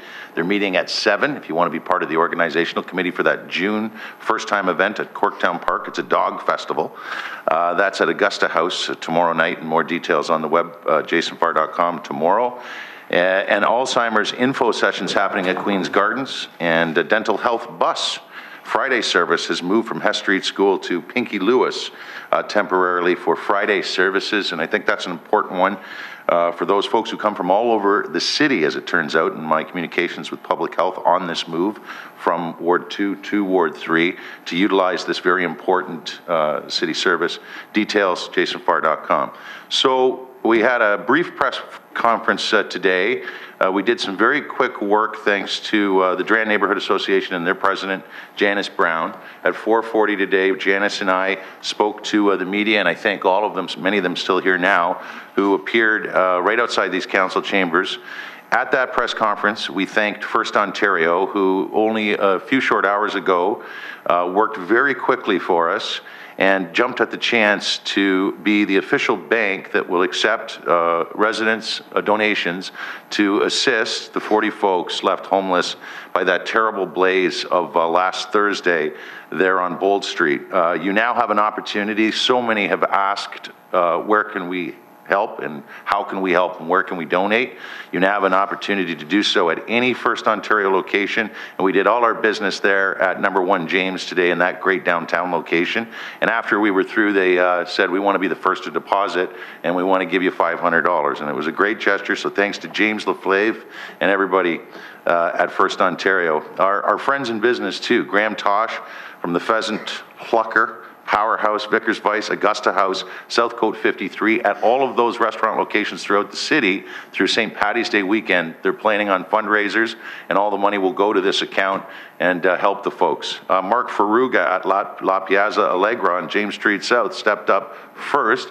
One of the residents in one of the 17 units actually works with Mark, and he's going to be doing some special things and events at La Piazza Allegra as well. Of course, we have to thank our city staff, building department, planning officials, planning heritage officials, and the council of 2005 that came up with the idea of having an emergency heritage protocol. It's coming in handy, folks, for this 100-year-old first ever apartment in the Durand, and they're working very closely with the owners of the building. But mostly the Hamilton firefighters, who now at every firefighter location in the city are accepting non-perishable food items for those left homeless and who need that sort of assistance. And the chief was at the press conference and announced that officially. And of course, to the Durand Neighborhood Association, who also approved through their board a $300 donation. I couldn't match it, but I'm throwing $100 of my own cash in as well. So that's $900. But let me conclude, Mr. Mayor, by thanking profoundly the owners and the managers of the Pasadena on Bold, CLV Group and Interrent. And we've dealt with these issues as it relates to landlords. We've sometimes had to, unfortunately, deal with it on the negative side. Absentee landlords, landlords that don't keep up their place, whether they're from here or not, rental housing issues. We rarely have an opportunity to, as a council, commend the work of good property owners and good property managers. And these people, I'm telling you, from day one, and I'm talking to Kelly Speakman, speaking on behalf of the property management, from the night of and for 3 consecutive days was on scene. Every resident had an opportunity the night of to go to the Staybridge. Some are still there. Every resident had a prepaid MasterCard, compliments of these folks, and many other initiatives that they helped, and they continue to work daily with the people that have been made homeless because of this tragic fire. And then an hour later, when I told them, I thought I should call them and tell them what we're up to, they called back and said, Kelly did, and said, I spoke to InterRent, the REIT that owns many great apartment buildings in this area and across Ontario and probably the country, and said, we're going to throw in $25,000. So we're at $25,900 before I even announce the account number that this generous community can donate to here tonight. And so, the account number is, I should have had that handy, I thought I wrote it down. Sort of anticlimactic now. Here it is. Yes, thank you, it is. The account number is 673-606. That too will be on my website and the Durand Neighborhood Association website tomorrow. Thank you for the extra time, Mr. Mayor. Thank you, Councillor. Councillor McCanty. JasonFarr.com, I think it was, wasn't it? Thanks, Mr. Mayor. Just a couple of announcements from Ward 1. Tuesday, March 4th, 7 o'clock at the Dalewood Rec Center, the Churchill Park Clubhouse Board is meeting. This is a group that has taken the task of repurposing the former Churchill Park lawn bowling building in the park itself, and they are looking for folks to help them in their work. The participatory budgeting process for Ward 1 for 2015 is beginning very shortly, so we can catch up with the city capital budget process, Mike. So we'll do that shortly. So we're just doing interviews right now, and the recommendations for the members themselves of the committee will be in place shortly, and we'll start that work for 2015. So folks in Ward 1, look for the participatory budgeting process once again, third year in Ward 1 for 2015. And then just a reminder for recruitment for the Hamilton Engagement Committee. This is a committee that we're looking at how we do public comment, public participation in the city. How do we become a best practice organization for Hamilton for engagement in our city? Submissions are due for the committee by March 21st, and we're looking for a diverse group of residents that will partner with city staff, share their knowledge and skills to create a Made in Hamilton process that, again, is really best practices anywhere across North America. I know Chris Murray, Paul Johnson, and others, Mike Kirkopoulos, are involved in that. So look for that opportunity. March 21st, submissions are due to be part of that committee. Thanks, Mr. Mayor. And Councillor Clark. Thank you very much, Mr. Mayor. Just some quick announcements. The residents in Upper Stony Creek off of Marsden are probably already aware of this. There was an inspection of a bridge going over the creek in behind Valley Park. The bridge, there was some faults within the bridge, so the road has been closed on both sides of the bridge, and Public Works is working to get the repairs done as quickly as possible. So we would really prefer that the residents drive around the bridge. They're telling me that there's no risk that the bridge is imminently going to collapse, but the engineers are concerned enough that they would actually close the bridge. So encouraging people to respect the sign, and as I said, Public Works will be repairing it as quickly as possible. I do want to compliment Councillor Marula on the motion with regards to the ice storm. I think that's we were the only city that actually requested discretionary funding. So the motion, and I thank you for your comments, Mr. Mayor and Councillor Marula, perhaps the minister was actually listening to the city of Hamilton and the council, because we actually provided the advice that they needed, and AMO, because AMO picked up on it right away. I'm not sure why AMO would pick up on it right away. Perhaps it's coincidental that the president of AMO sits at our chamber in Councillor Powers, but we're really pleased that is they've understood that, Ontario program wasn't going to work, so they came up with a discretionary program. So well done to everybody. I also want to thank the Bishop Ryan students, specifically the wrestling team. We were out shopping, and I just love shopping.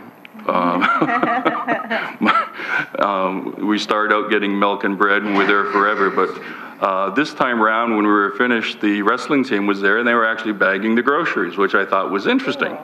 So right along the line, and there was like 15 different, this is Fortinos, God bless Fortinos there, and they were bagging the groceries, but they were receiving donations for a gentleman in our community, Frank Italiano, and I'm sure many of you have heard the Spectator and local media carried it. He has a form of cancer, and the Ministry of Health is not covering the drug Adcentra, but the federal government has approved Adcentra. So Adcentra has been approved for use. It's demonstrated beneficial to 90% of the patients. However, the Committee for the Evaluation of Drugs in Ontario has declined it. This cancer that Frank has is terminal without this drug. It's going to cost his family $120,000. And so the wrestling team was out there picking up donations, and I thought that was fantastic that the school spirit was there. There's a number of stories actually in the Spectator, so folks can actually go there if they're interested in getting more information. Encourage the residents right across Hamilton to assist in any way they can. You have to imagine $5,000 a vial, and you take 3 vials per treatment, and you have to pay. And if you don't pay, you're facing a terminal disease. So the family has been going through an awful lot, but the community has really been coming through. Encouraging residents also to write to the Minister of Health, because she has the discretion, it's a Section 8 within her protocol to approve a drug that has not been approved by the Drug Evaluation Committee, but people need it for a specific catastrophic illness. So perhaps if people write to the minister and request the exemption under Section 8, they might step up to the plate and assist not just Frank, but other people who are experiencing the same type of illness. But once again, I want to thank the kids at Bishop Ryan, the students. They've really assisted the Italiano family, and the residents in Stony Creek have been fantastic, and East Hamilton, all over actually, have been fantastic in assisting, but they still need some additional help. So if you can, that would be wonderful. And thank you very much, and God bless Frank. Thank you. Councillor Pearson. Thank you, Mr. Mayor, and I too want to just thank Councillor Marula for raising the issue of the Ontario government covering ice storm recovery, and I think that was great news. I think we all received the email this afternoon, the attachment, and look forward to seeing what we'll get in the bottom line, but that's absolutely great news for our residents in this city, because it was a large ticket item, and I'm sure we're all concerned with regards to the rest of the snow events we've had this winter and how they're affecting our budgets, and I don't think it's over quite yet, so we'll have to stay tuned. Mr. Mayor, on behalf of the Stony Creek Lions upcoming events, mentioned that in March they're having an eyeglass recycling event on Wednesday, March 26th from 6 to 9 p.m. They're asking residents if you can bring your usable eyeglasses, and they will have them delivered to residents in need. The Lion Hall is at Lions Community Hall is at 14 Sherwood Park Road in Stony Creek, and you can also contact Lion Allison at 905-664-2208. It's a great organization, Mr. Mayor, as I think I mentioned many councils ago. It's one of the first organizations in the world, and one that's also recognized and sits at the United Nations for their involvement worldwide.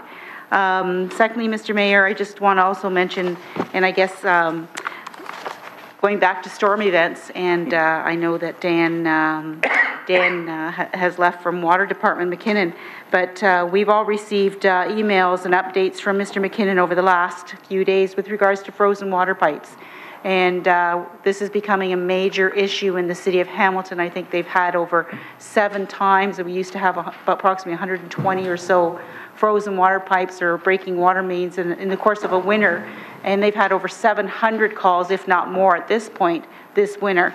And they're just recommending, they're finding that the issue is not at the residential, in the residential's unit, in the home units. It's on the street side that the problems are occurring.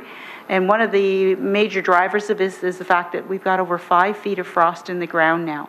That's why we're seeing so much damage in potholes and the water main breaks and water lines freezing. So residents are being asked to call the city, 546-2489, if your water is not coming out of the pipe.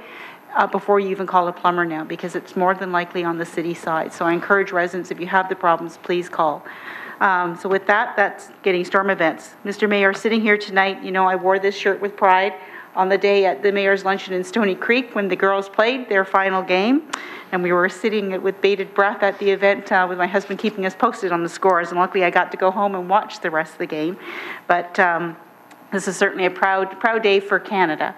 And certainly proud this evening for us to be able to recognize Laura Fortino. Had her autograph my shirt with great pride. And just to mention that Laura also played on the Stony Creek girls hockey.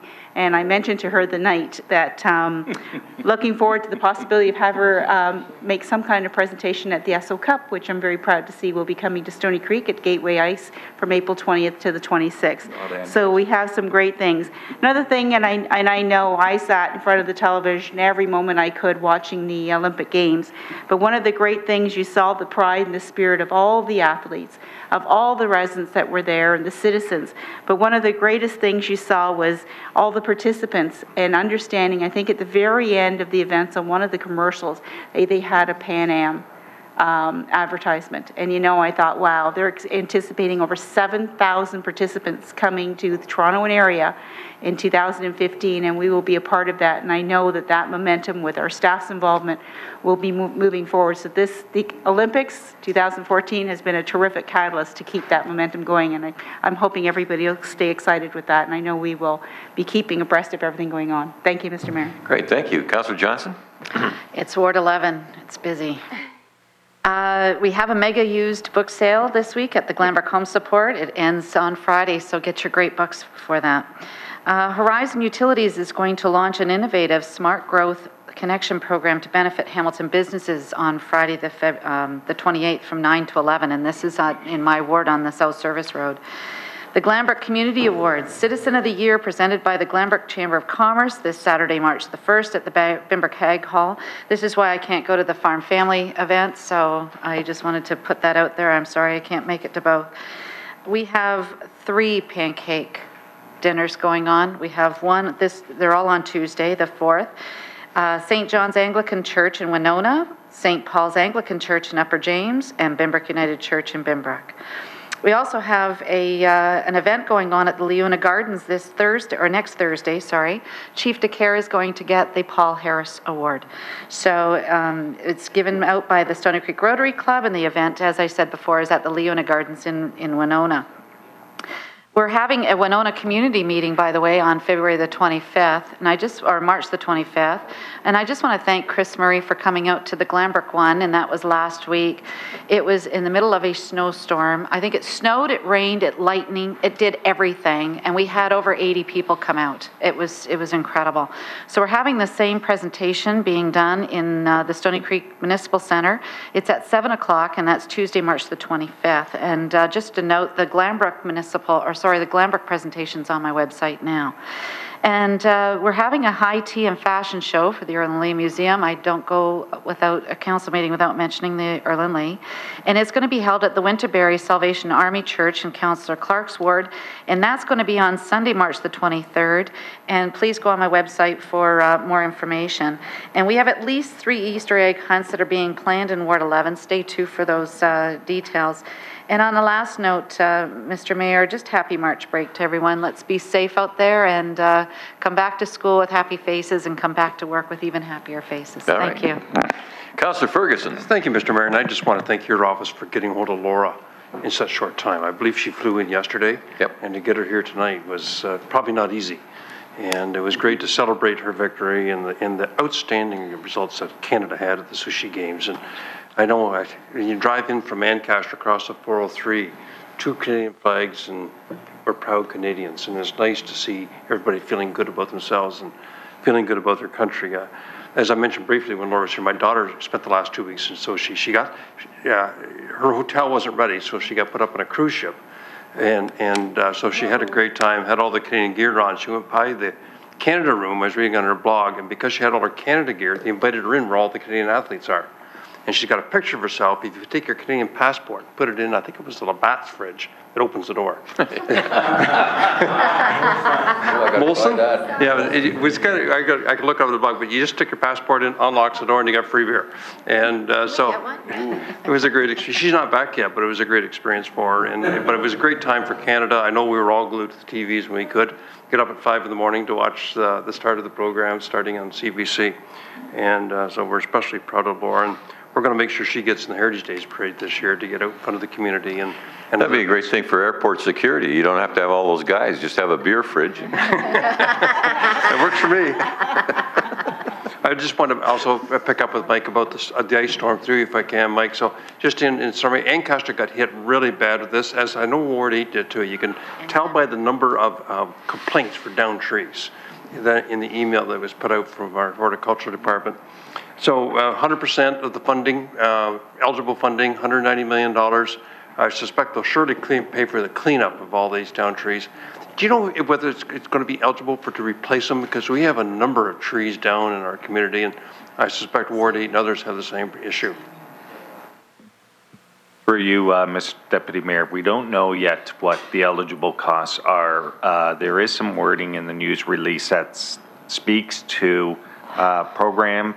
The program will cover costs related to the immediate emergency response, such as setting up warming centers, and the subsequent cleanup of debris necessary to protect public safety. So we still do not understand the definition of eligible costs, but in terms of the city's costs, a majority of that estimated approximately $19 million is related to horticulture, forestry, and waste management. Okay. Well, that's great news. And thanks to the province for that. And I know we also got an update from forestry about the cleanup efforts, and apparently it's going to be delayed an additional month to the end of April. So I think the viewers should know that for a very good reason. Everybody brought their brush to the curb to allow for the crews to go through and chip it up. We had a bunch more snow. They got buried in the snow. We had a warm spell. It froze, now it's under a pile of ice, and they got to wait now for the ice to melt and snow to melt before they can finish the job up. So rather than being done at the end of April, I think that the folks at home, and I'm getting calls on it, but they're very understanding when you explain that to them. We're probably going to be a month later before we get that done. So it's been a problem digging out of it. On good news front, we had our food drive. Mr. Mayor, you were good enough, and Carol, to come by on the weekend. The police chief was there, the deputy fire chief was there, David Sweet was there, Tim McMeekin was there, and about 300 other volunteers in the community. And I'm pleased to report that they collected 75,000 pounds again this year. It was packed up Monday and sent to 5 different food banks in the city. So it's a big undertaking. The committee did an excellent job organizing all these volunteers and getting all the logistics sorted out for the product to get sorted, packaged, and sent out to the food banks. And traditionally, February is a slow time for food banks. So I want to publicly thank the committee and all the volunteers that come out. It was a big day. And lastly, I think everybody knows Apples, Bennett's Apples on Garner Road in Ancaster. Well, the Bennett family, Bennett's Apples, is the farm family of the year. And so they're going to be recognized Saturday night at the Ancaster Fairgrounds with a banquet, and they're well deserving. They've been around a long time. I know my car won't drive by there. It has to always pull in and buy a pie, and because they make great product, make it all on site, all their own cider, grow all their own apples, and so they're being well deserved recognition for that great in the community. Thank you. Thank you, Councillor Powers. Just 3 quick things. I'm just doing a renewal of my passport, so it's nice to hear that there's an additional benefit that comes along with it. March the 7th is a deadline for applications or nominations for the Dundas Citizen of the Year, the Dundas Youth Volunteer of the Year, and the Dundas Business of the Year. It's done through the Dundas Division of the Hamilton Chamber of Commerce, and just go online and you can apply online or pick up applications forms at various outlets within Dundas. And just before we get to Stony Creek for the Esso Cup, Dundas has the pleasure of hosting the Allen Cup, which is the Canadian Senior Men's Hockey Championships, the week before. So 5 teams plus Dundas will be fighting out for superiority, and in Canada, the week immediately prior to the Esso Cup, the Women's Championships in Stony Creek. All right, thank you. Councillor Pasuta. Thank you, Mayor Bettina, and I've got a few items here, and I'll be quick. I know time's dragging on, but this past Saturday we had the Hamilton Historical Board Awards here at Council Chambers, and yourself and your good wife Carol, Councillor Johnson and myself were here around, and the gallery here was full, and it was a good event. Later that evening, the Flamborough Chamber of Commerce held their Outstanding Business Achievement Awards at the African Lion Safari in my ward, Ward 14. Once again, Mr. Mayor, you were there, your wife Carol, Councillor Partridge, and myself. Very good night, excellent, and people that received the awards were well deserving of them. Yeah. On Sunday, I ventured to Toronto to the Fairmont Royal York, where we had the TAPO meeting, which is the Top Aggregate Producing Municipalities of Ontario, which I sit on that committee as a member of council of the City of Hamilton, and I ran across Councillor Powers there, so many people. And he took me back to show me his room and his beer fridge. So we had a good passport. So, but we did talk city stuff and politics. So that's what we did do that. Tomorrow I am going to Heritage Park in Milton, and there's a workshop on there, Enabling Value-Added Agriculture Policies workshop. And I'm going to be doing actually a PowerPoint, which staff have made up for me to do, my first one I've ever done, so I'll probably be watched. But Joanne Hickey-Evans and Brian Morris, they're on the Agriculture Alliance, the working group. So they're going to be there and some support for me down there. But it's dealing with the issues that farmers have with planning, site plan, building permits, and all the issues we go through.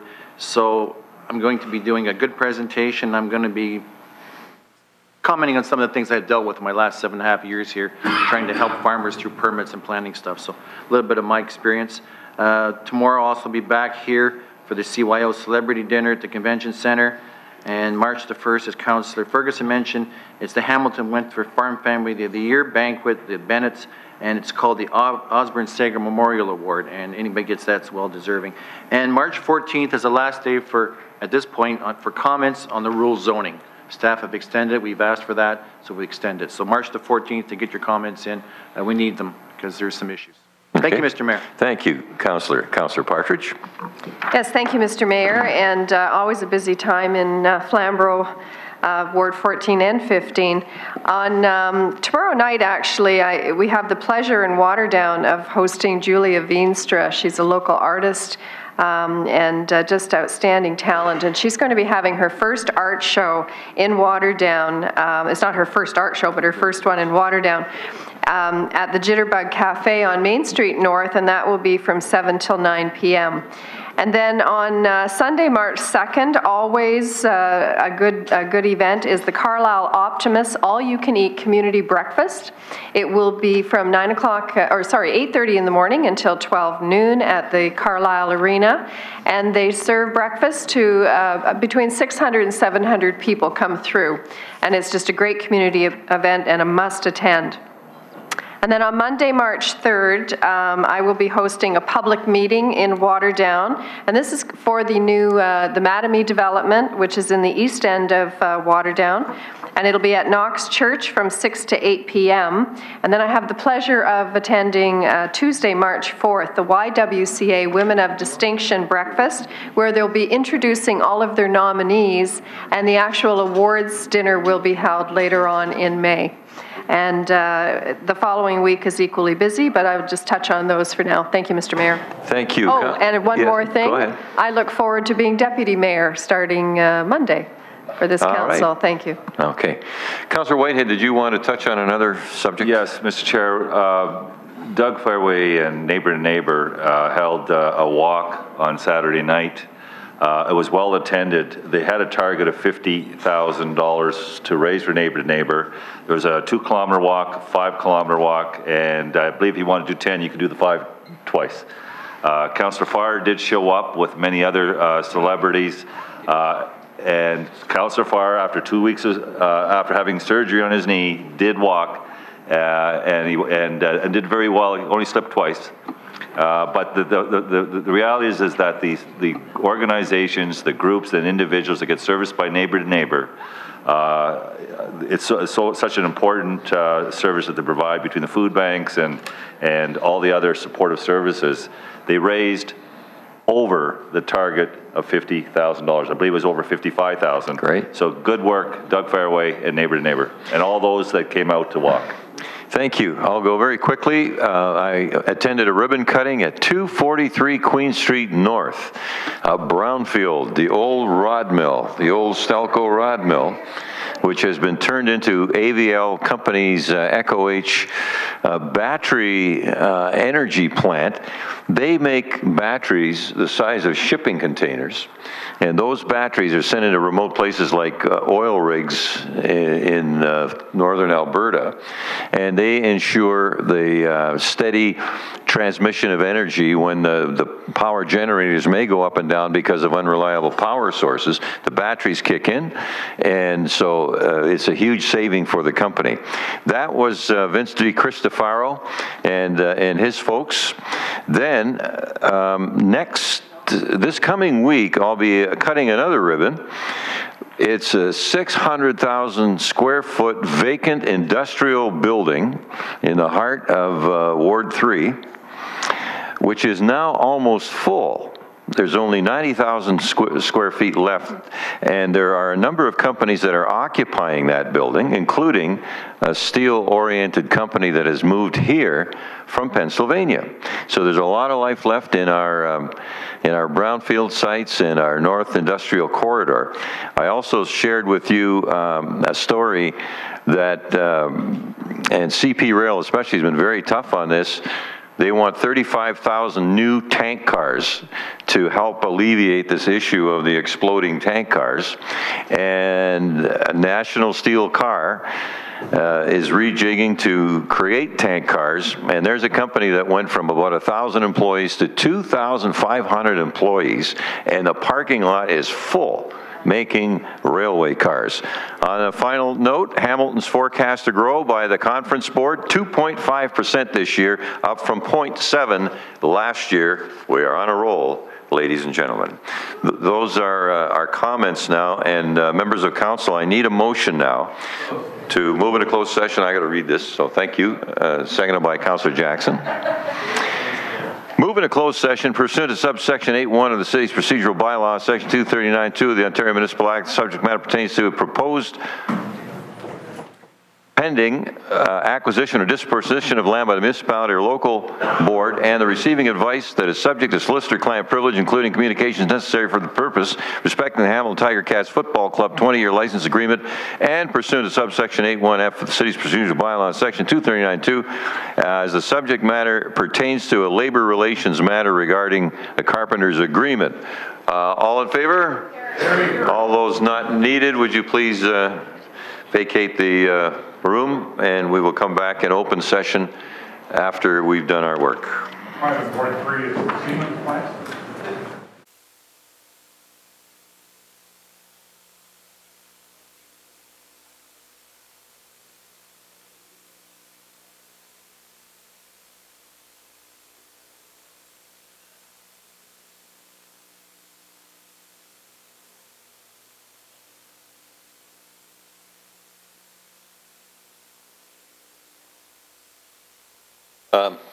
Members of the public and the media, we're in camera on two matters: labor relations matter regarding the carpenter's agreement, and we have tabled the matter with direction. I'm sorry, Rose, is that? Yes, Mr. Mayor, you could take a motion to an open session to table that with direction provided in closed session. Okay, so moved by Whitehead, seconded by Duval. Councillor, Mr. Mayor? I'm sorry, go ahead. Sorry. I should have tinkled. I think my suggestion was that it be the third week of March. I'm assuming we would agree that the fourth week of March would be more appropriate. So that the matter be tabled until the fourth week of March at a council meeting.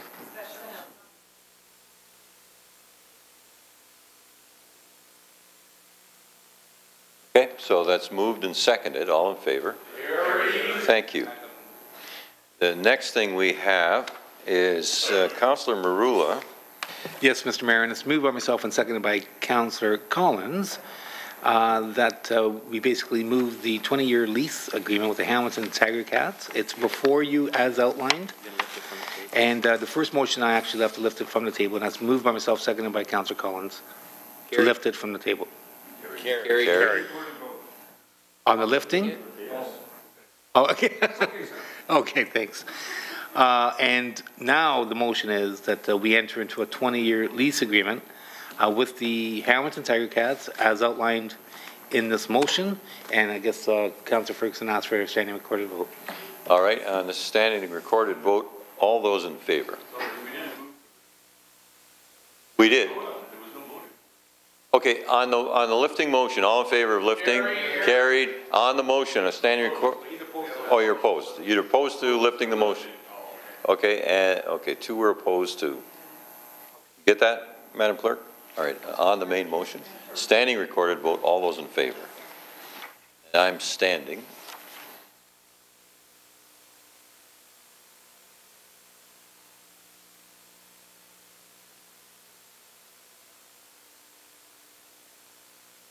And those opposed?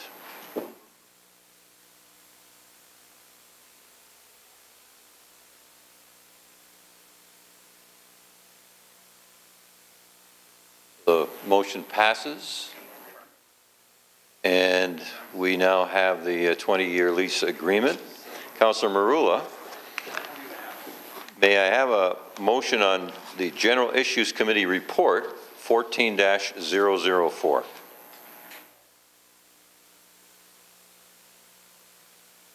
Moved by myself, seconded by Councillor Collins, that the fourth report of the General Issues Committee be adopted as amended and the information section received. Carried. Thank you. Just for those in attendance, we didn't finish that committee piece, so that's now concluded. And Councillor Marula, I now need a motion to rise and report. It says moved by myself, seconded by Councillor Collins, that the Committee of the Whole rise and report. All in favor? Carried. Councillor Marula on the bill list. It says moved by myself, seconded by Councillor Collins, and it's before you. Any discussion on bills number 35, 36, 37, 38, 39, 40, 41, 42, 43, 44, 45, 46? May I have a motion to adjourn? Pearson, Johnson, all in favor? Thank you.